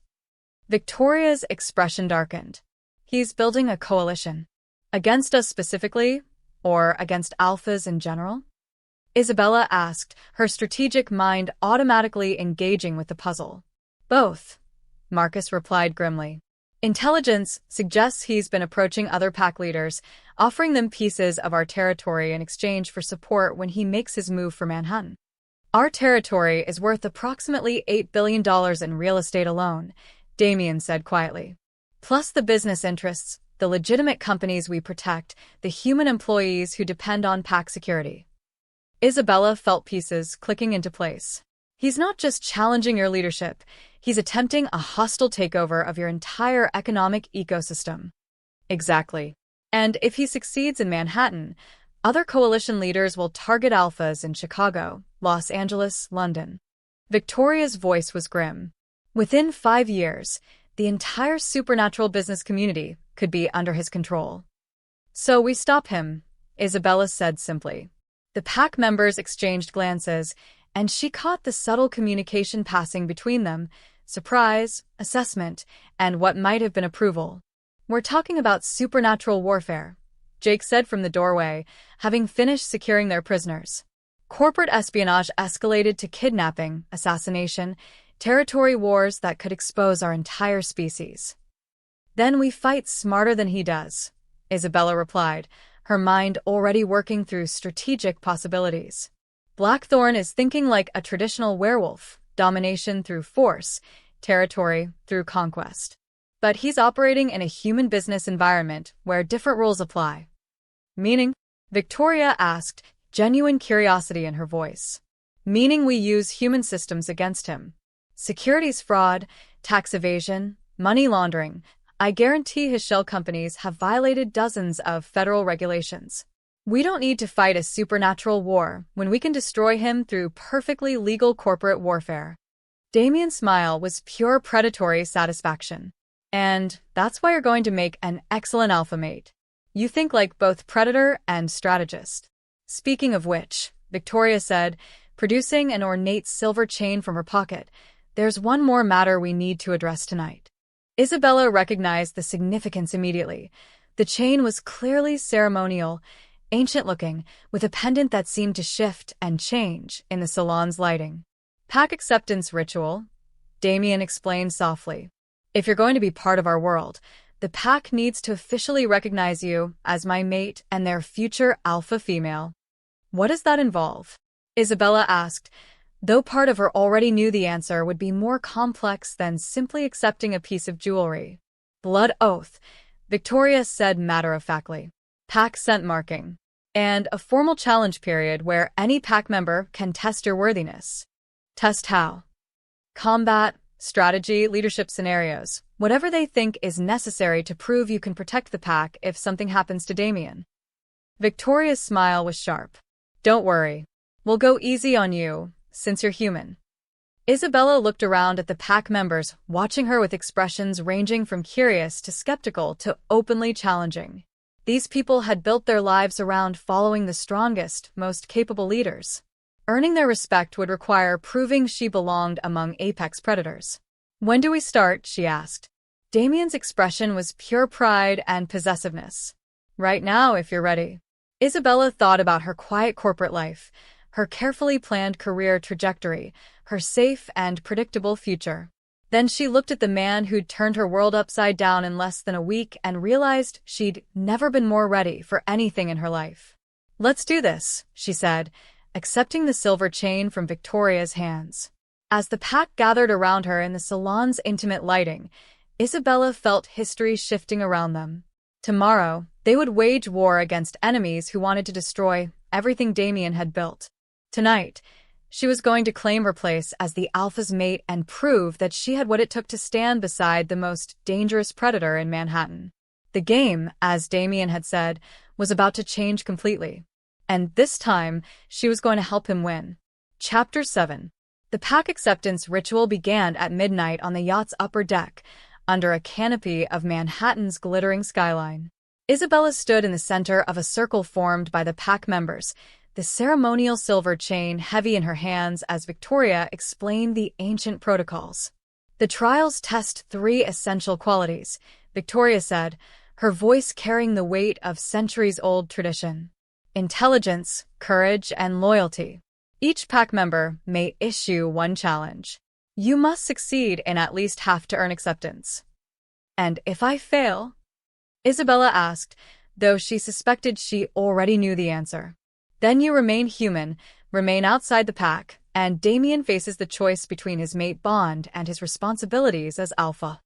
Victoria's expression was sympathetic but implacable. The pack's survival depends on strong leadership. We cannot afford weak links. Isabella glanced at Damien, who stood just outside the circle with his arms crossed and his expression carefully neutral. Only the tension in his shoulders betrayed how much this meant to him. I understand, she said, fastening the silver chain around her neck. The pendant settled against her skin with surprising warmth, as if it carried its own life force. The first challenge is mine, Sarachan announced, stepping forward with a tablet in her hands. Intelligence test. I've created a scenario based on real pack security protocols. You have 10 minutes to identify the threats and propose countermeasures. Isabella accepted the tablet and immediately lost herself in the puzzle. The scenario involved a complex corporate espionage situation with multiple layers, financial manipulation, industrial sabotage, and what appeared to be supernatural infiltration of a rival pack's territory. But as she studied the details, patterns emerged that went beyond simple business competition. This isn't just espionage, she said after 6 minutes. It's a systematic destabilization campaign designed to force the target pack into bankruptcy and territorial abandonment. But the real goal isn't economic. It's forcing them to expose their supernatural nature to human authorities. Explain, Sarah prompted. Look at the timing. Isabella highlighted specific data points on the tablet. The financial attacks coincide with full moon phases when pack members are most likely to lose control. The industrial sabotage targets facilities where shifted pack members might be caught on security cameras. And the final phase involves anonymous tips to federal investigators about unusual activities at pack-controlled businesses. Countermeasures? Victoria asked. Compartmentalization and misdirection. Create multiple layers of legitimate business activities to obscure pack operations. Establish alternative territories before the attacks escalate. and turn the investigation against the attackers by providing evidence of their own illegal activities. Isabella looked up from the tablet. The best defense against exposure is ensuring your enemies have too much to hide themselves. Sarah's smile was genuine approval. Passed. That analysis would have taken our strategic team hours to develop. My turn, Jake Morrison said, producing what looked like a military-grade tactical vest. Courage test. Physical confrontation with a pack member while maintaining human limitations. Isabella raised an eyebrow. You want me to fight a werewolf while staying completely human? The alpha mate must be able to protect pack members who can't shift, children, elderly, humans under our protection. Jake's expression was serious. Sometimes courage matters more than strength. The fight took place on the yacht's main deck, with the pack forming a circle around them. Jake moved with predatory grace, not using his full supernatural speed, but still faster and stronger than any human opponent Isabella had ever faced. But her father's wilderness training served her well. She'd learned to think like prey when facing larger predators, using intelligence and agility instead of brute force. When Jake lunged forward, Isabella sidestepped and used his momentum against him, sending him stumbling toward the yacht's railing. When he swept her legs, she rolled with emotion and came up behind him with a chokehold that would have been effective if she'd been strong enough to maintain it. Time, Victoria called after 5 minutes of intense combat. Isabella was breathing hard and had acquired several bruises, but she was still standing. More importantly, she'd landed several hits that would have been debilitating if Jake had been fully human. Passed, Jake said with obvious respect. You fight smart. That's better than fighting strong. Intelligence and courage proven, Victoria announced. Final test, loyalty. Marcus. Marcus stepped forward with something that looked like a legal document. The ultimate loyalty test for an alpha mate. You must choose between protecting Damien and protecting the pack. Isabella's blood chilled as she scanned the document. It was a merger agreement. Cross Industries would be absorbed by Blackthorn Holdings in exchange for guaranteed safety for all pack members. Damien would lose his company, his territory, and his alpha status, but no one would be killed or harmed. This is a real offer? She asked. Received an hour ago through encrypted channels, Marcus confirmed. Blackthorn is giving us a way out that doesn't require warfare. All you have to do is convince Damien to sign. Isabella looked around the circle at faces that were watching her with varying degrees of hope, fear, and calculation.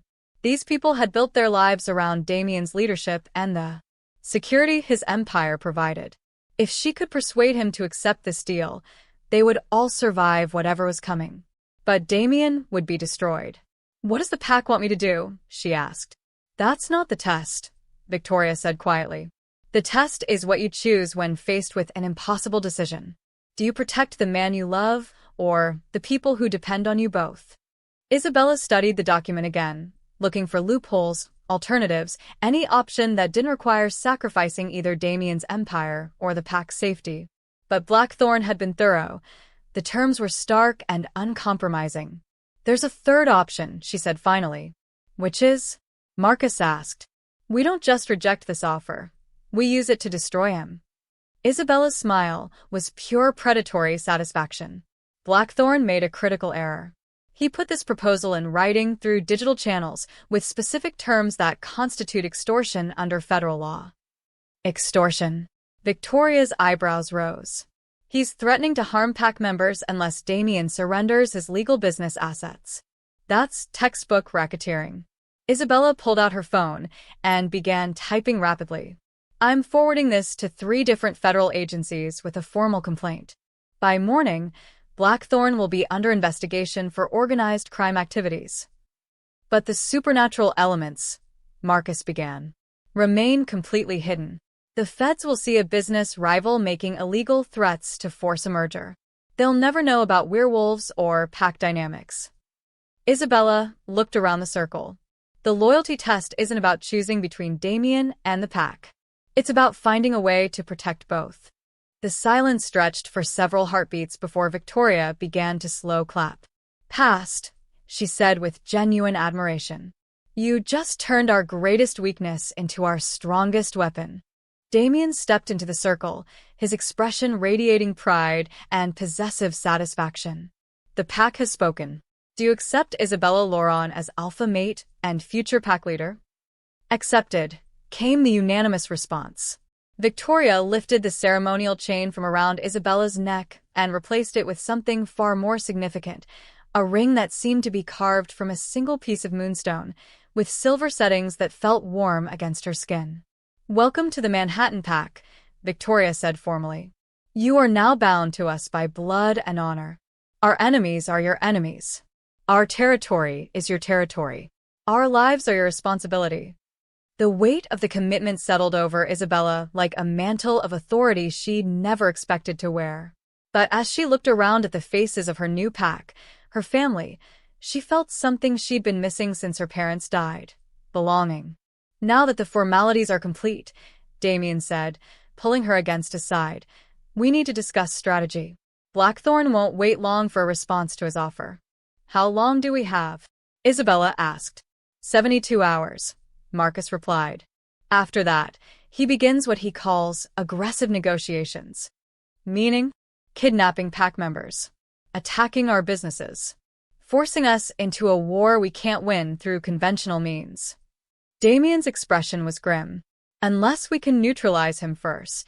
Isabella felt her strategic mind engaging with the puzzle, analyzing options and possibilities with the cold calculation that had made her legendary in corporate consulting. But now she wasn't just planning a business campaign, she was planning a war. We have advantages he doesn't expect, she said slowly. He thinks he's facing a traditional werewolf pack.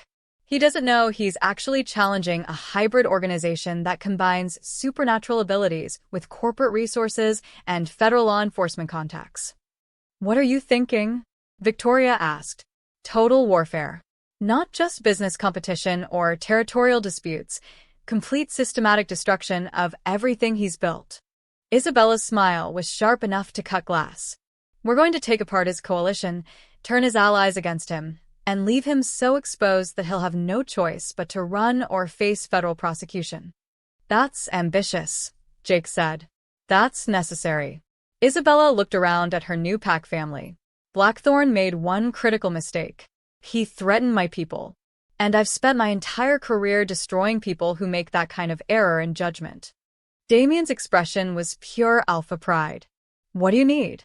72 hours, complete access to pack resources, and permission to play as dirty as necessary. Isabella felt power flowing through her, not supernatural strength, but the intoxicating rush of strategic planning on a scale that could reshape the entire supernatural business community. You have it, Damien said without hesitation. All of it. As the pack dispersed to begin preparations for war, Isabella stood at the yacht's railing watching Manhattan's lights reflect on the dark water. Somewhere out there, Blackthorn was planning their destruction. He was about to learn that the new alpha mate had her own ideas about who would be destroying whom. The game had changed completely, and Isabella was ready to play for keeps. Chapter 8. The war room materialized in Cross Industries Tower at 6 a.m. sharp, a commandeered conference room that had been transformed overnight into a sophisticated intelligence center. Multiple screens displayed financial data, territorial maps, and surveillance footage, while Isabella stood at the head of the table like a general planning the siege of Rome. Status report, she said, accepting coffee from Marcus, while studying the overnight intelligence gathering. Federal investigation launched, Sarah Chun reported from behind a bank of computers. FBI Financial Crimes Unit officially opened a case on Blackthorn Holdings at 5:47 a.m. They're treating it as organized crime with interstate jurisdiction. Beautiful. Isabella felt savage satisfaction as the first piece of her strategy clicked into place. What about his coalition partners? 17 supernatural business leaders across 8 cities, Victoria said, sliding a thick folder across the table. All of them have been promised pieces of our territory in exchange for supporting Blackthorn's takeover bid. Isabella opened the folder and immediately began categorizing the threats. Marcus, I need complete financial profiles on all of these organizations. Sarah, Hack their communications. I want to know every conversation, every agreement, every pressure point we can exploit. Hack. Sarah's eyebrows rose. That's fairly illegal. So is extortion and conspiracy to commit corporate terrorism. Isabella's smile was sharp. We're fighting a war, not filing a shareholder complaint. Normal rules don't apply. Damien entered the war room carrying his own coffee and radiating the kind of controlled energy that meant his wolf was pacing beneath his skin. Any word from our prisoners? Broken completely, Jake reported with satisfaction. Blackthorn has 47 operatives in the city, split between supernatural muscle and human technical specialists. They're operating out of a private estate in the Hamptons. 47. Isabella's strategic mind immediately began calculating odds. How many pack members do we have available for direct confrontation? 31 combat ready, but only about 20 with serious field experience, Victoria replied. We're outnumbered, and that's assuming his coalition partners don't send reinforcements. Then we don't fight a direct confrontation, Isabella said, moving to the territorial map. We break his coalition first, isolate him from his allies, and force him to face us alone when he's most vulnerable. She began marking locations on the map with swift, precise movements. Chicago pack leader, Thomas Blackwood. He's Blackthorn's cousin and chief recruitment officer. But his territory includes 3 casinos that are hemorrhaging money due to increased state gaming regulation. How does that help us? Marcus asked. Because we're going to provide emergency financing to save his businesses, but only if he withdraws from Blackthorn's coalition. Isabella's mind was working through multiple scenarios simultaneously. Loyalty purchased is often stronger than loyalty coerced. And if he refuses? Damien asked. Then we leak evidence of his casino money laundering operations to the IRS and let federal investigators shut him down. Isabella moved to the next location. Either way, Blackthorn loses his most important ally. Victoria's expression was pure admiration. You're going to systematically bribe or blackmail his entire coalition. I prefer strategic incentivization, Isabella corrected. But yes, by the time we're finished, Blackthorn will be isolated, under federal investigation, and facing enemies who used to be his allies. The next 6 hours passed in a blur of coordinated attacks that would have impressed military strategists. Isabella orchestrated the campaign like a conductor leading a symphony of destruction, while pack members executed her orders with lethal precision. Sarah's cyber warfare team penetrated Blackthorn's communication networks and discovered detailed plans for territorial redistribution, information that was immediately shared with the targeted pack leaders, many of whom learned they were being sold out by their supposed ally. Marcus led a financial assault that froze $17 million in Blackthorn Holdings assets through carefully orchestrated regulatory challenges and compliance violations.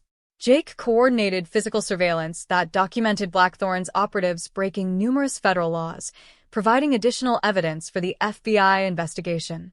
And Isabella herself made a series of phone calls that systematically dismantled Blackthorn's coalition through a combination of threats, bribes, and strategic blackmail that would have made Machiavelli proud. Status report, she called out at noon. Chicago pack has withdrawn, Victoria announced. Thomas Blackwood accepted our refinancing offer and formally renounced his alliance with Blackthorn. Los Angeles pack is wavering, Marcus added. Their alpha wants to meet personally to discuss terms. Denver and Seattle packs have gone completely dark, Jake reported. No communication with Blackthorn's people for the past 4 hours. Which means they're either abandoning him or planning something we haven't anticipated, Isabella said. Sarah, any chatter from Blackthorn's headquarters? Lots of panic phone calls, Sarah replied with satisfaction. He's trying to reach his coalition partners and getting voicemail. Also, the FBI just served warrants on 3 of his shell companies. Isabella felt predatory satisfaction flow through her as the strategy unfolded exactly as planned. But experience had taught her that enemies were most dangerous when they felt cornered. He's going to escalate, she said, studying the tactical display. Probably within the next few hours. When subtle manipulation fails, predators revert to direct violence. As if summoned by her words, Damien's phone rang with an urgent call from building security. "Sir, we have a situation," came the voice-over speaker. Multiple vehicles approaching the building perimeter. Armed individuals deploying on surrounding rooftops. Isabella felt ice form in her stomach. He's attacking directly. In broad daylight, in the middle of Manhattan. Desperate men make desperate choices, Victoria said grimly. How many? At least 20 visible hostiles, security reported. Probably more we haven't spotted yet. Evacuate all human employees, Damien ordered immediately. Full lockdown protocols. And get NYPD en route. I want this to look like a terrorist attack, not a supernatural territorial dispute. Isabella's mind raced through options and contingencies. A direct assault on Cross Industries Tower would expose the supernatural community to human authorities, potentially triggering the kind of investigation that could destroy them all. Unless that was exactly what they wanted. He's not trying to win, she realized with growing horror. He's trying to burn everything down. If he can't have Manhattan territory, he'll make sure no one can have it. Mutually assured destruction, Marcus said grimly. Not if we stop him first.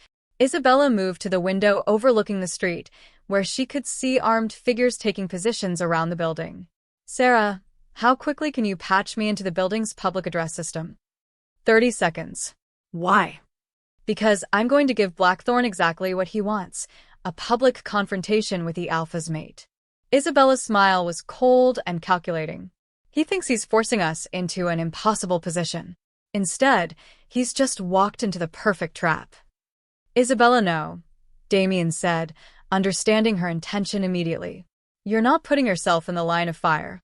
I'm not putting myself anywhere, she replied, accepting a headset from Sarah. I'm bringing the fire directly to him. She activated the building's communication system, her voice echoing through every floor and broadcasting to the emergency response teams that were surely monitoring all frequencies. Attention, Harrison Blackthorne, she said, her tone carrying absolute authority.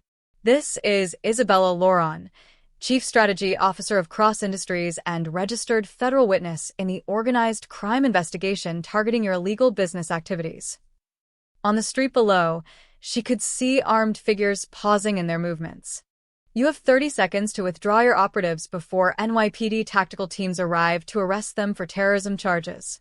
Your choice, retreat now, or spend the next 20 years explaining to federal prosecutors why you ordered an armed assault on a Manhattan office building. The response came over hijacked building communications, Blackthorne's voice, smooth and cultured despite the fury underneath. Clever little human. But you're forgetting something important. I have nothing left to lose. Actually, you're forgetting something important, Isabella replied. I'm not just any human anymore.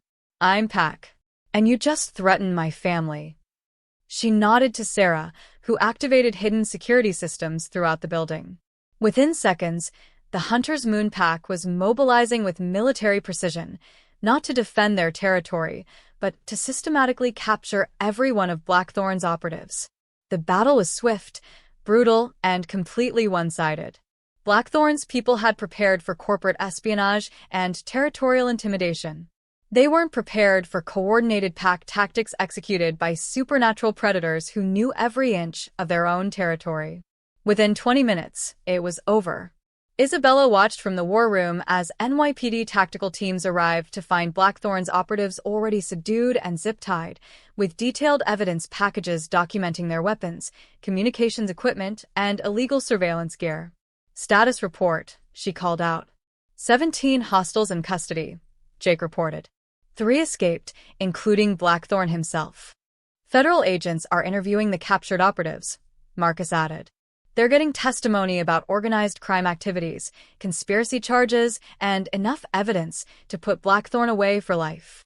If they can find him, Victoria pointed out. Isabella smiled with cold satisfaction. They will. Sarah, release the second phase of our cyber attack. With pleasure, Sarah replied, fingers flying across her keyboard. Within minutes, detailed financial records began appearing on FBI servers. Documents showing money laundering, tax evasion, and illegal arms trafficking by Blackthorne Holdings. But more importantly, The data included location information for every safe house, business front, and hidden asset in Blackthorn's network. "He can run," Isabella said, watching federal agents coordinate their response across multiple screens. "But he can't hide. We just gave law enforcement everything they need to dismantle his entire organization." Damien moved to stand behind her chair, his hands settling on her shoulders with possessive pride. "Remind me never to make you angry." "You don't have to worry about that," Isabella replied, leaning back against his strength.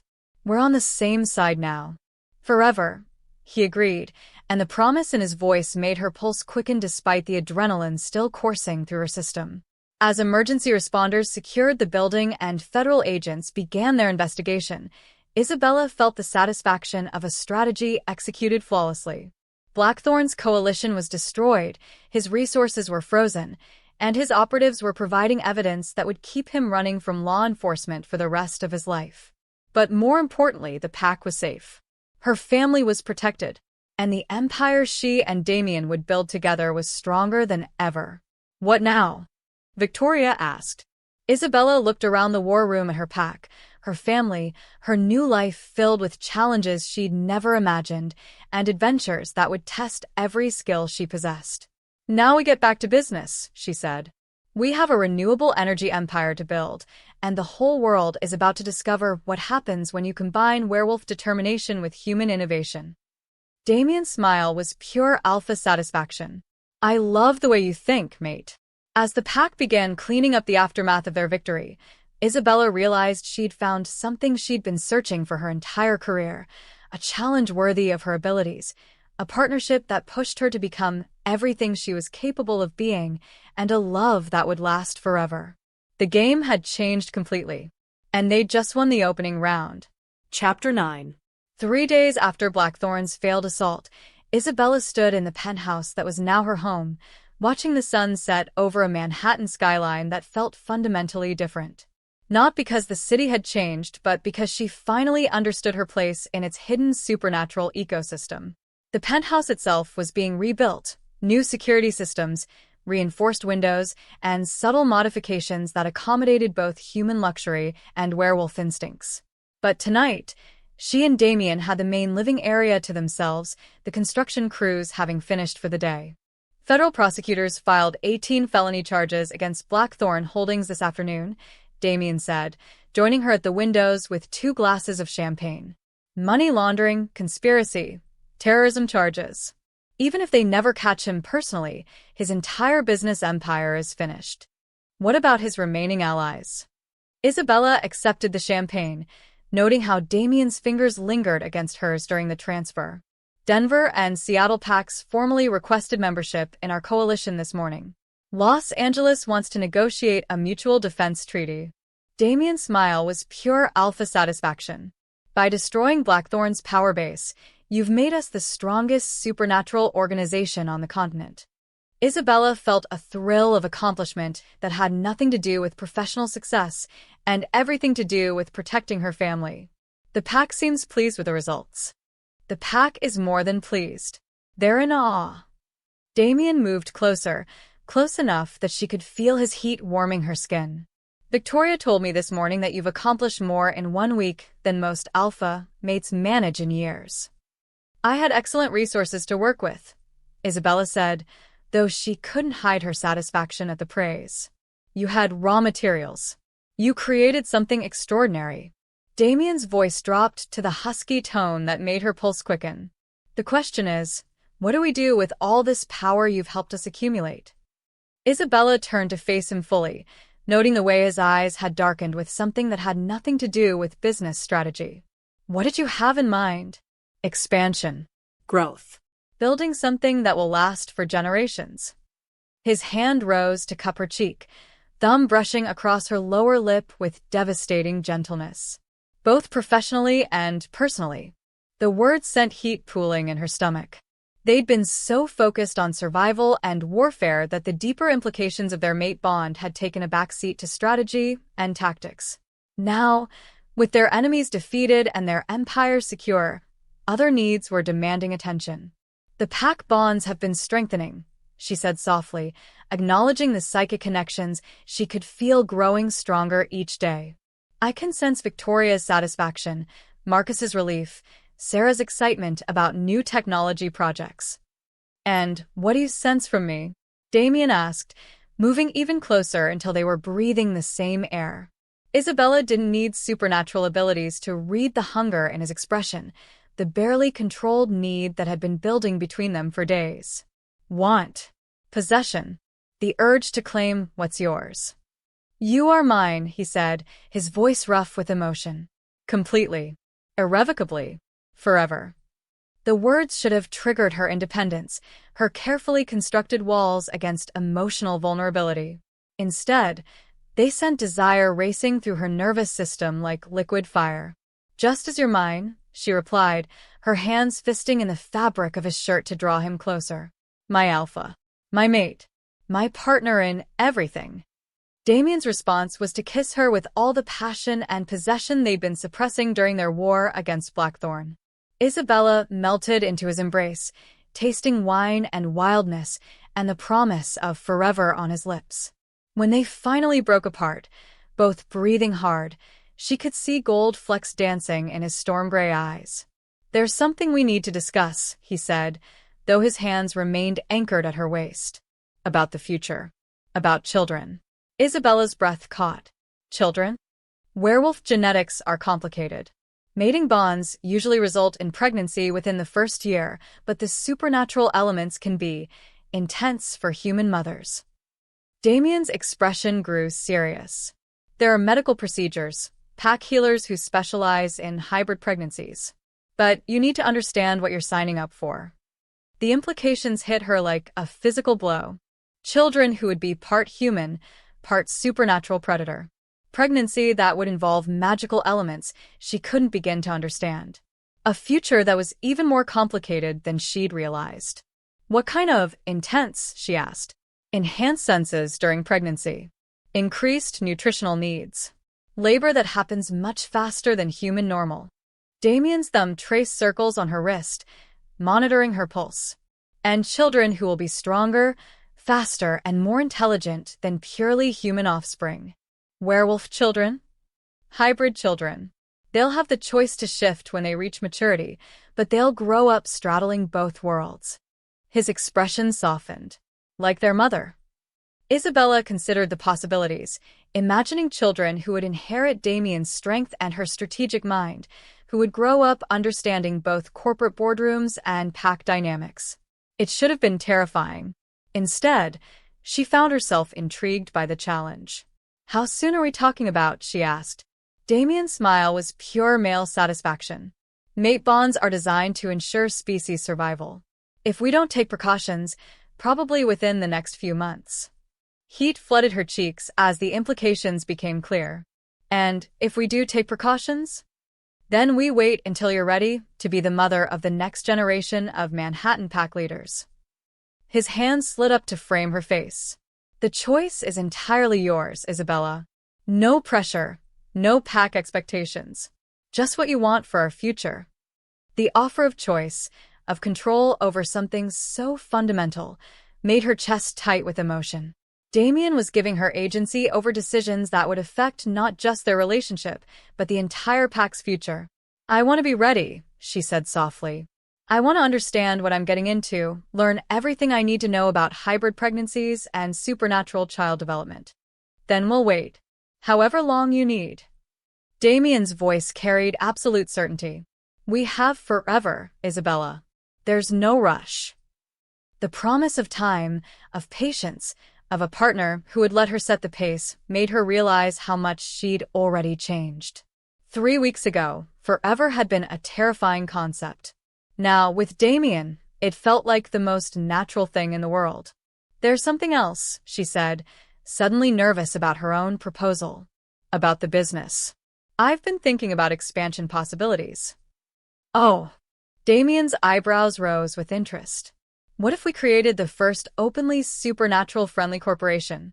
Not exposing werewolf secrets, but building a business empire that serves both human and supernatural communities. Isabella's excitement grew as she outlined her vision.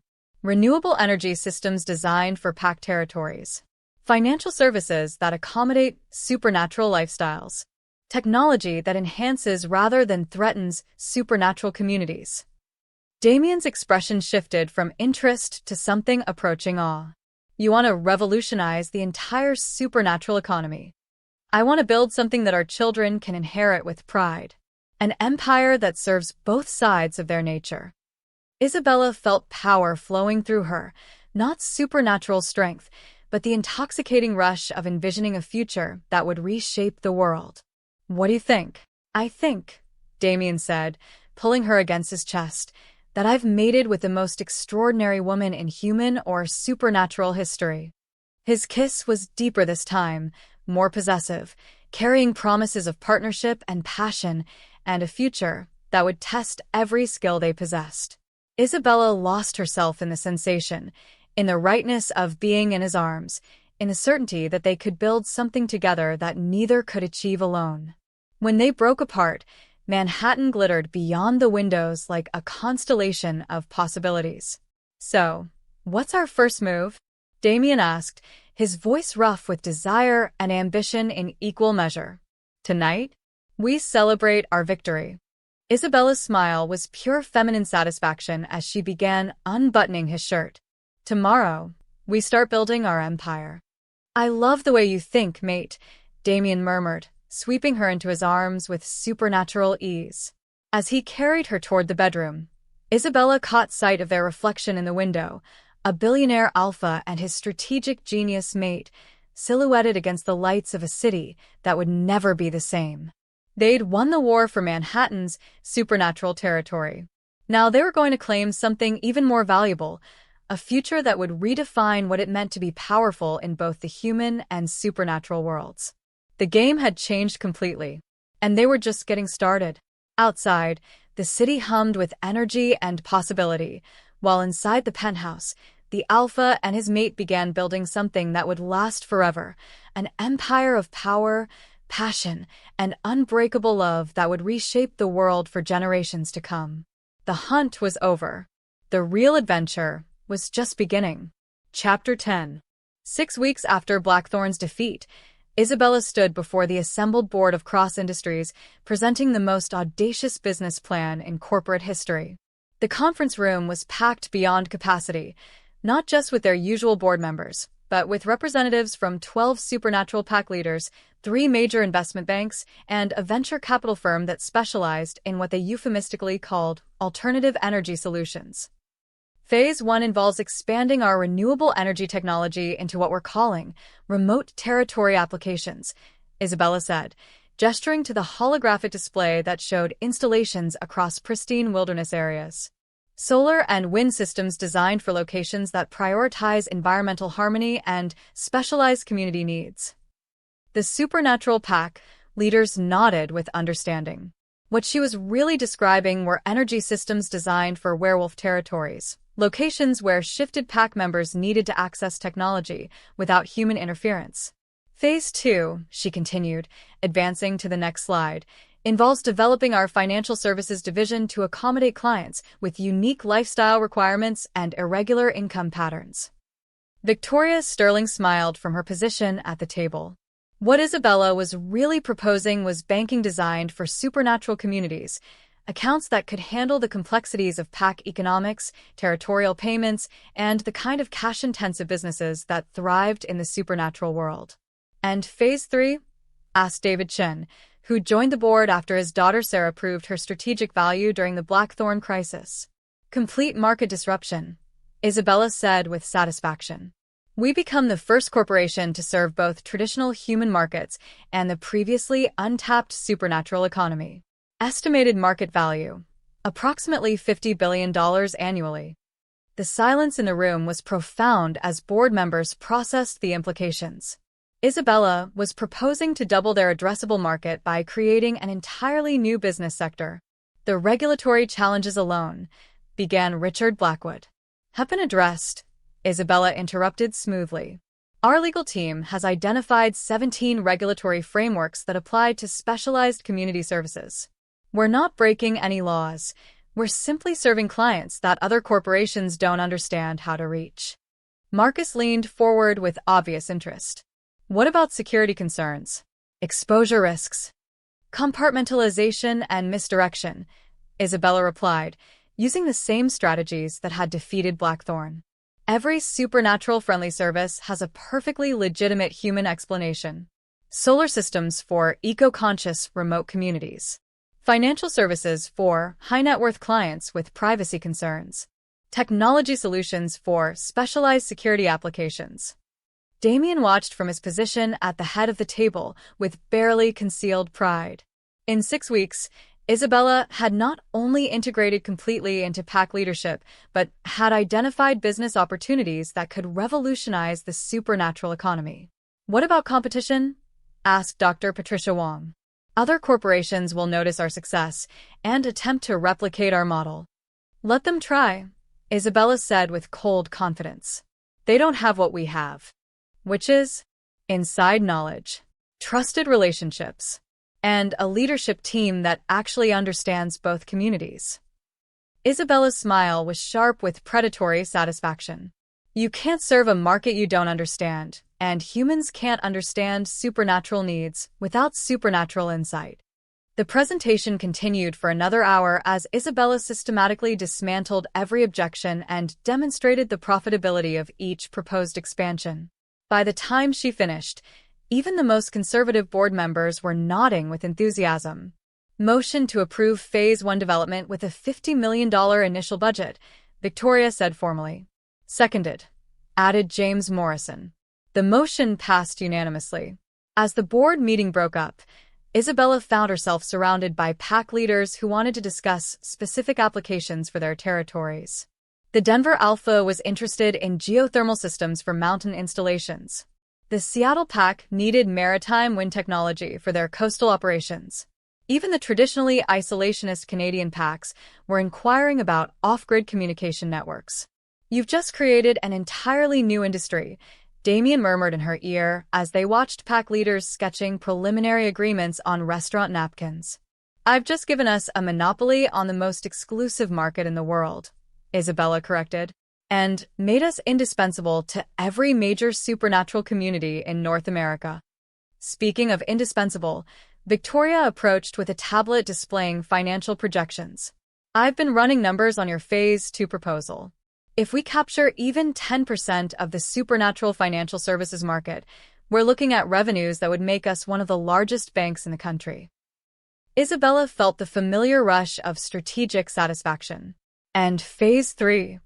Phase 3 makes us the supernatural equivalent of Amazon, the everything store for communities that normal corporations can't or won't serve. Victoria's expression was pure business predator appreciation. It's brilliant, devious, and probably going to make us richer than some small countries. Any concerns? Damien asked. Only one, Victoria replied. Success on this scale will attract attention from human government agencies that we've managed to avoid so far. Department of Energy, Treasury, probably Homeland Security. They're going to want to know how a tech company suddenly became the preferred vendor for dozens of remote communities with no apparent connection to each other. Isabella had anticipated this challenge. Already handled. We're establishing a subsidiary called Community Solutions International. Officially, we're a specialist contractor for indigenous communities, environmental research stations, and high-security private installations. Unofficially, Marcus asked. Unofficially, we're the Walmart of the supernatural world. Isabella's smile was pure ambitious satisfaction. And every werewolf pack, vampire coven, and magical community in North America is going to be our customer. The next 3 hours passed in a blur of contract negotiations, territory assignments, and technology specifications as Isabella orchestrated the launch of the most ambitious business expansion in supernatural history. By evening, Cross Industries had secured preliminary agreements worth over $200 million and established partnerships that would reshape the hidden economy of an entire continent. As the various delegations departed, Isabella found herself alone with Damien in his office, surrounded by contracts and projection models that represented the future they were building together. Regrets? He asked, moving to stand behind her chair and beginning to massage the tension from her shoulders. About revolutionizing the supernatural economy? Hardly. Isabella leaned back against his touch with a satisfied sigh. Though I do have one concern, which is, we're going to be incredibly busy for the next few years. Building this empire is going to require constant travel, complex negotiations, and managing relationships with some very powerful and potentially dangerous supernatural leaders.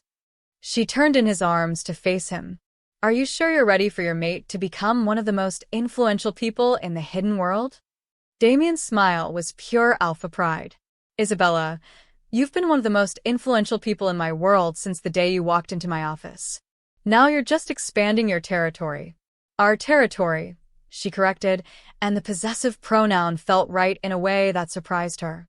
Our territory, he agreed, sealing the promise with a kiss that tasted of champagne and ambition and forever.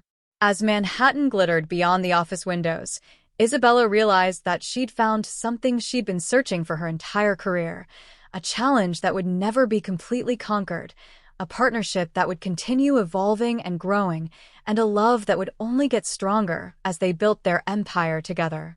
6 months ago, she'd been a successful corporate consultant with a carefully planned career trajectory and a predictable future. Now she was the alpha mate of the most powerful werewolf pack in North America, co-architect of a business empire that spanned both human and supernatural worlds, and the strategic mastermind behind a revolution that would reshape hidden communities for generations to come. What's next? Damien asked as they gathered their files and prepared to head home to their newly rebuilt penthouse. Isabella considered the question, thinking about territory expansions, international markets, and the dozens of supernatural communities that were waiting for someone brave enough to serve their unique needs. Everything, she said with satisfaction. We're going to build an empire that spans both worlds, protects both communities, and proves that the most powerful partnerships are between equals who bring out the best in each other. Ambitious, Damien observed. Essential, Isabella corrected. Our children are going to inherit a world where the supernatural and human communities are more connected than ever before. We need to make sure it's a world worth inheriting. As they left the office together, Isabella caught their reflection in the elevator's polished steel, a billionaire alpha and his strategic genius mate, equal partners in love and business, and the most audacious empire-building project in supernatural history. The game had changed completely, and they were winning by rules they'd written themselves. Tomorrow would bring new challenges, new territories to claim, new enemies to defeat. But tonight, they would go home to their penthouse sanctuary, plan their next conquest, and celebrate another victory in the ongoing campaign to build something that would last forever.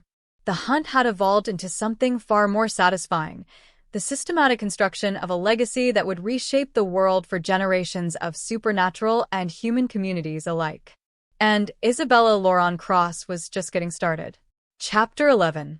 The call came at 3 a.m. London time, which made it 10 p.m. in Manhattan, late enough that Isabella and Damien were already in bed, reviewing expansion contracts by lamplight. The secure satellite phone's distinctive ring made both of them instantly alert. Cross, Damien answered, his voice shifting into the clipped tones he used for crisis management. Alpha Cross, this is Lord Marcus Blackthorne of the European Supernatural Council. The cultured British accent carried centuries of aristocratic authority. I believe we need to discuss your recent business activities. Isabella felt ice form in her stomach. Blackthorne, not Harrison Blackthorne who tried to destroy them, but clearly a relative with his own agenda and considerably more power. Lord Blackthorne, Damien replied carefully, activating the phone's recording function. To what do I owe the pleasure? You've been expanding your territory quite aggressively, haven't you?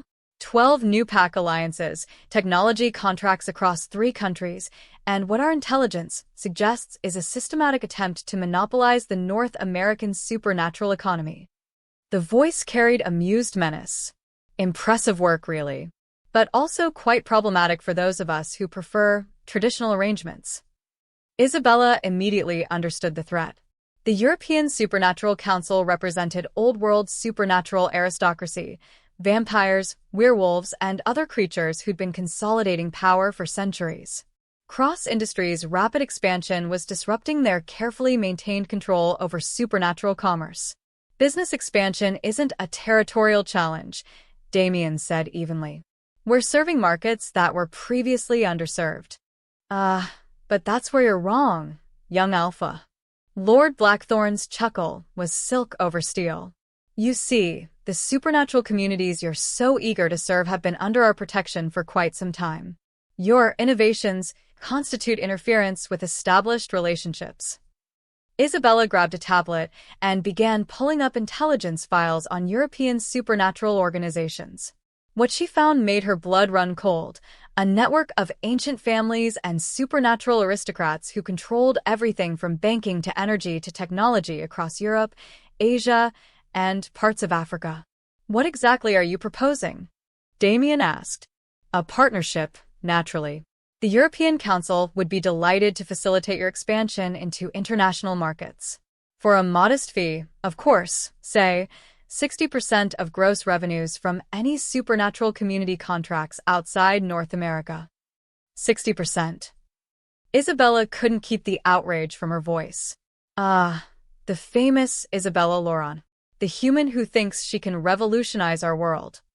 Lord Blackthorn's tone turned condescending. My dear girl, you're dealing with organizations that predate your country by centuries. 60% is quite generous, considering we could simply discourage supernatural communities from doing business with you at all. Damien's eyes flashed gold in the lamplight, his wolf responding to the threat against his mate. And if we decline your generous offer, then you'll discover that international business can be quite hazardous. Equipment failures, supply chain disruptions, unfortunate accidents involving key personnel. The threat was delivered with aristocratic politeness that made it infinitely more menacing. Nothing traceable, of course. Simply the natural risks of operating in unfamiliar markets. Isabella's strategic mind was already working through options and countermeasures, but the scope of the threat was staggering. The European Supernatural Council had centuries of accumulated power, political connections that probably reached into human government agencies, and resources that dwarfed even cross-industries' impressive capabilities. We'll need time to consider your proposal, Damien said finally. Naturally. Shall we say 72 hours? I do hope you'll be reasonable, Alpha Cross. It would be such a shame if your lovely empire suffered any setbacks. The line went dead, leaving Isabella and Damien staring at each other in the sudden silence.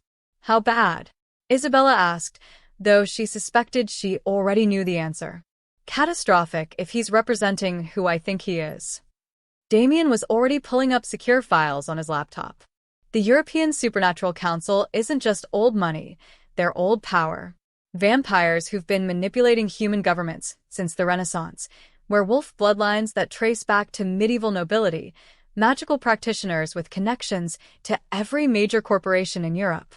Isabella studied the intelligence reports with growing dread. They could destroy us. They could try.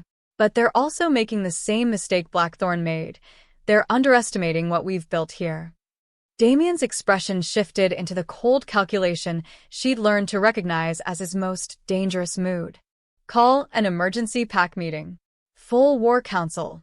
All department heads, and I want our new alliance partners on secure video links within the hour.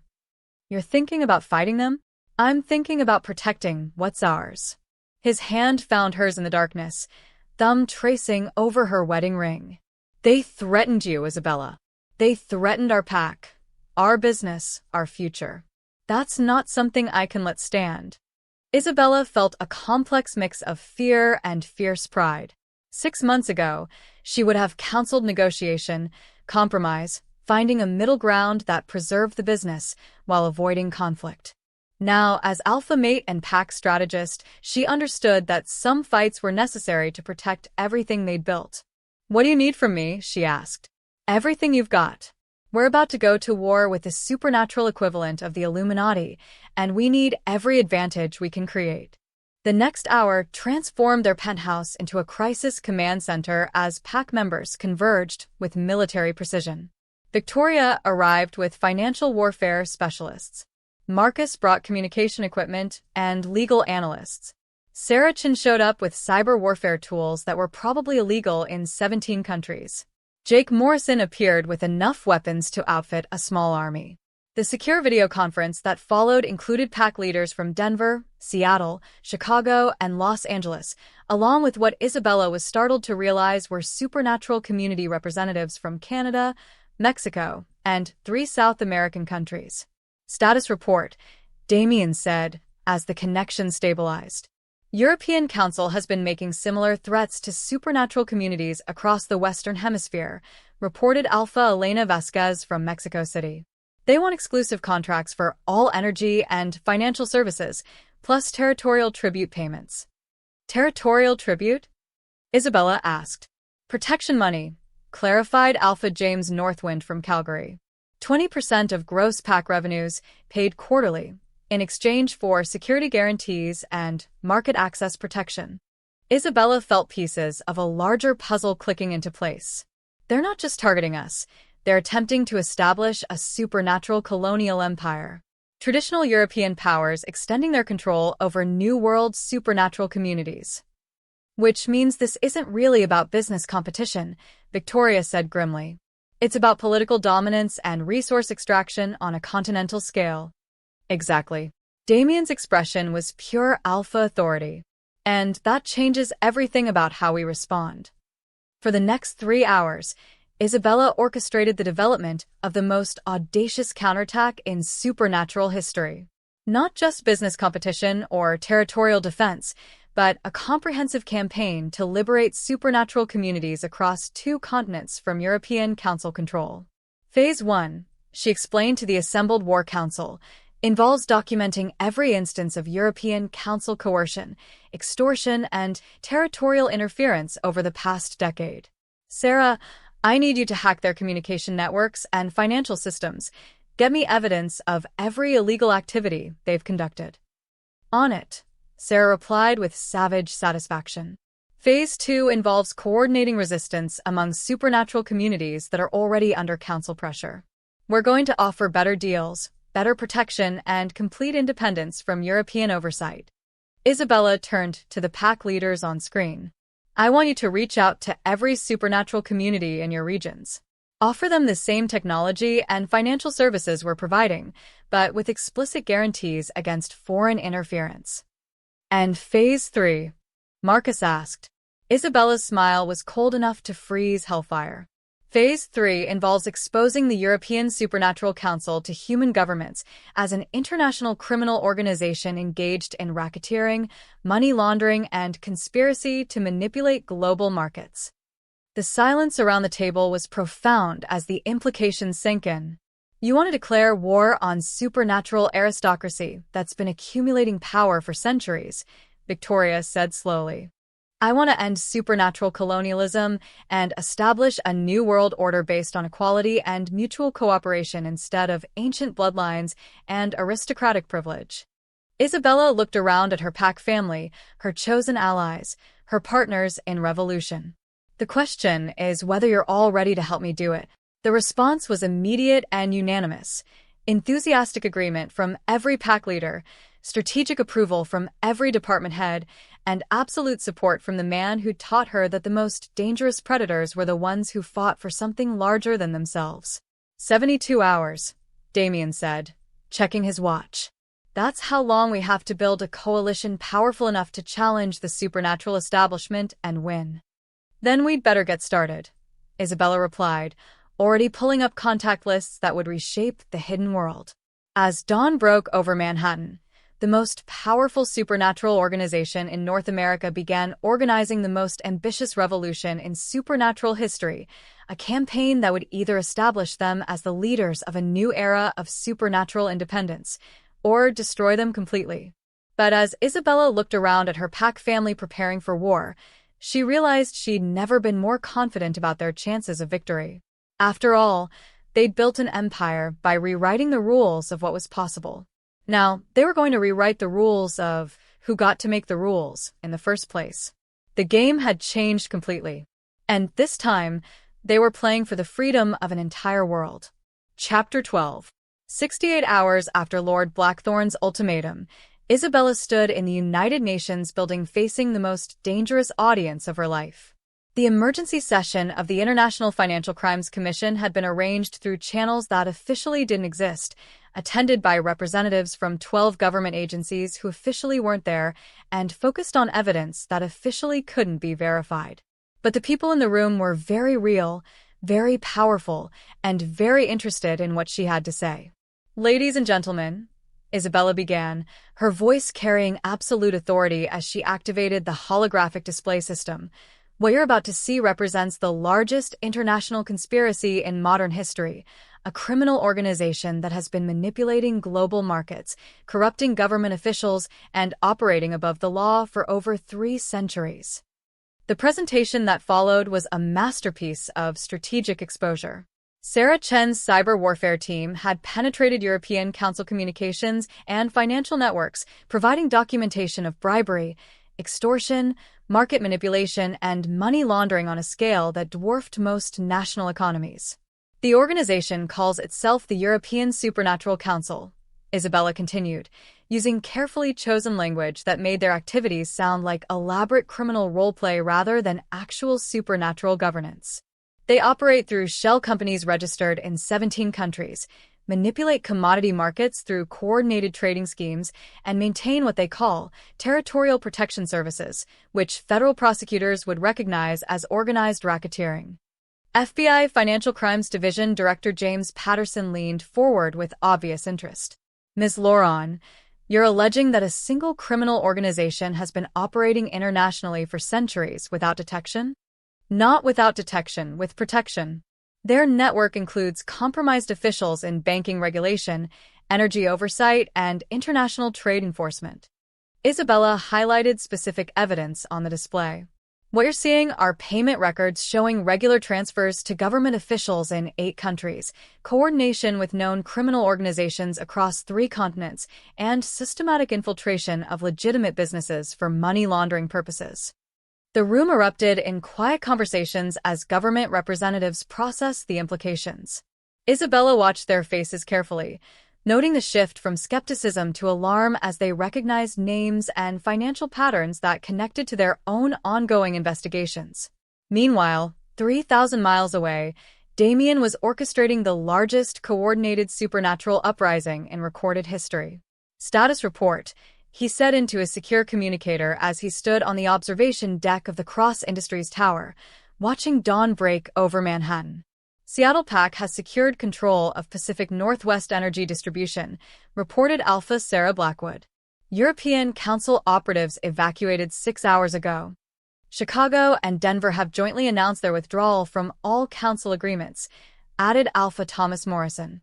"They're offering sanctuary to any supernatural community that wants to break free from European oversight." "Mexico and Canada report similar results," said Alpha Elena Vasquez. 43 supernatural communities have formally requested protection from the North American Alliance. Isabella had created that alliance in 48 hours, a mutual defense and economic cooperation agreement that offered everything the European Council provided, but with democratic governance instead of aristocratic control and profit-sharing instead of tribute payments. "Any word from our human friends?" Damien asked. Victoria Sterling appeared at his elbow with a tablet displaying global news feeds. FBI raids on 17 locations in 8 countries, all happening simultaneously. Interpol has issued arrest warrants for 12 council members. And the European Central Bank just froze €4 billion in assets connected to their shell companies. Damien's smile was pure alpha satisfaction. "Isabella?" "Still presenting to the UN Commission. But preliminary reports suggest they're treating this as a priority 1 international security matter." Victoria's expression shifted to something approaching awe. "She's done it, hasn't Damien? She's convinced human governments to treat supernatural crime as their problem." The implications were staggering. For centuries, supernatural communities had operated in the shadows specifically to avoid human attention. Isabella had just deliberately shattered that separation by making supernatural criminals into human law enforcement targets. "Incoming call from Lord Blackthorne," Marcus announced from the communication station. Put him through, Damien said, gesturing for Victoria to record everything. Alpha Cross. Lord Blackthorn's voice carried centuries of aristocratic fury barely held in check. Congratulations. You've just declared war on powers that predate your insignificant country by millennia. Actually, Damien replied with cold satisfaction, I've just declared independence from powers that became irrelevant the moment they tried to threaten my mate. Your human pet has made a grave error. Exposing supernatural activities to human authorities violates every treaty, every agreement, every understanding between our communities and theirs. Only if you consider extortion and money laundering to be supernatural activities. Which they're not. They're just crimes. Damien's voice carried the absolute authority of an alpha protecting his territory. And criminals don't get to hide behind supernatural secrecy. You have no idea what you've unleashed, Lord Blackthorn snarled. Human governments will not stop with the Council. They'll investigate every supernatural community, expose every secret, destroy everything we've built to protect our people. Not our people, your people. The supernatural communities that chose independence over subservience. Damien moved to the windows overlooking the city that was now the capital of supernatural revolution. The rest of us will be too busy building something better. This isn't over, Cross. Yes, it is. Damien's voice carried final authority. Your age of supernatural aristocracy ended the moment you threatened Isabella.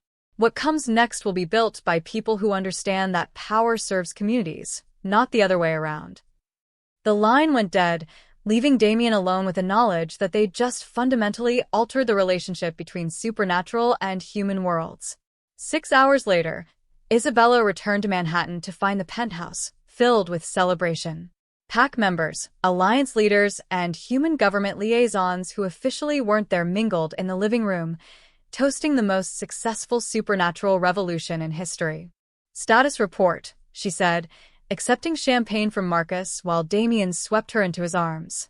European Council officially dissolved by emergency vote of their own membership, Victoria announced. Turns out centuries of accumulated power don't mean much when you're facing extradition to 12 different countries. North American Alliance now includes 67 supernatural communities across 4 countries, added Sarah Chun. We're the largest supernatural political organization in modern history. And the human governments? Isabella asked. Thrilled to have finally identified and neutralized what they're calling the largest international criminal conspiracy since World War II, replied FBI Director Patterson, who definitely wasn't officially present at the celebration. Your evidence has already led to the recovery of stolen assets worth over $10 billion. Isabella felt the satisfaction of a strategy executed perfectly, but more importantly, she felt the deep contentment of protecting her family and building something that would last for generations. What now?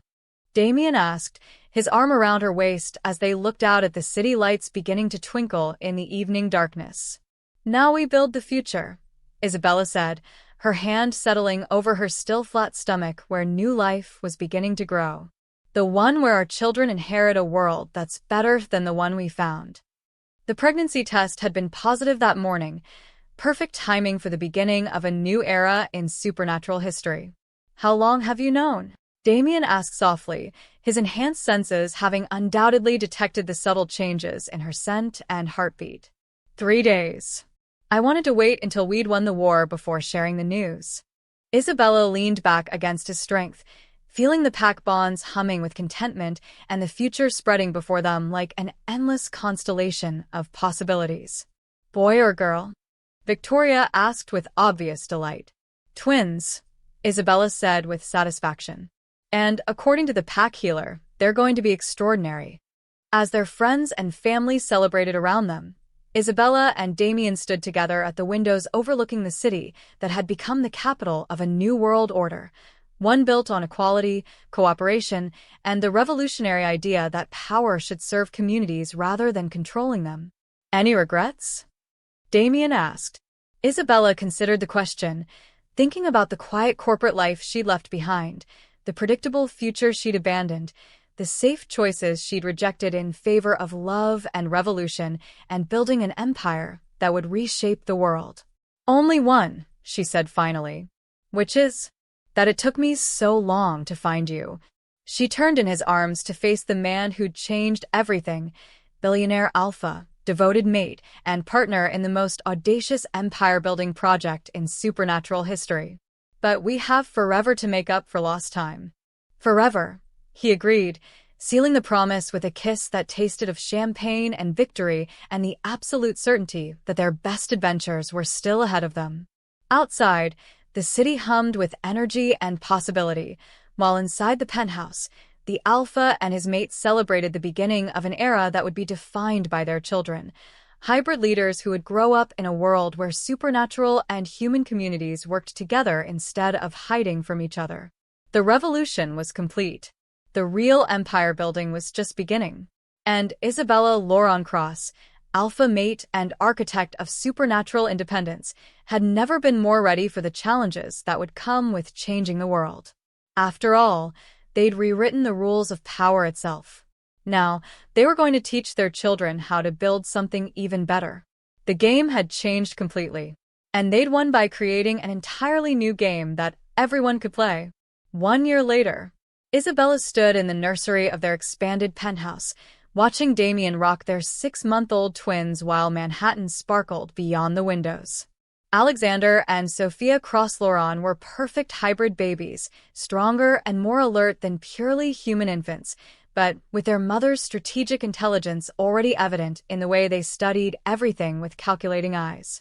Cross Industries had become the largest supernatural-friendly corporation in the world, with operations on 5 continents and a market capitalization that rivaled some national economies. The North American Alliance had evolved into the Global Supernatural Cooperative, representing over 300 communities worldwide. And the children who would inherit this new world were growing up bilingual in both human business language and pack dynamics. Ready for the board meeting? Damien asked, settling both babies in their cribs with supernatural ease. Always, Isabella replied, straightening her jacket and checking her reflection. At 31, she was the youngest person ever to serve as CEO of a Fortune 100 company, alpha mate of the most powerful supernatural pack in the world, and mother to the next generation of leaders who would bridge both communities. As they headed for the elevator, Isabella felt the deep satisfaction of a life lived without compromise, challenging work, passionate love, and the certainty that they were building something that would last forever. The game had changed completely, and they'd won by changing the rules of what was possible when 2 extraordinary people decided to build an empire together. The end.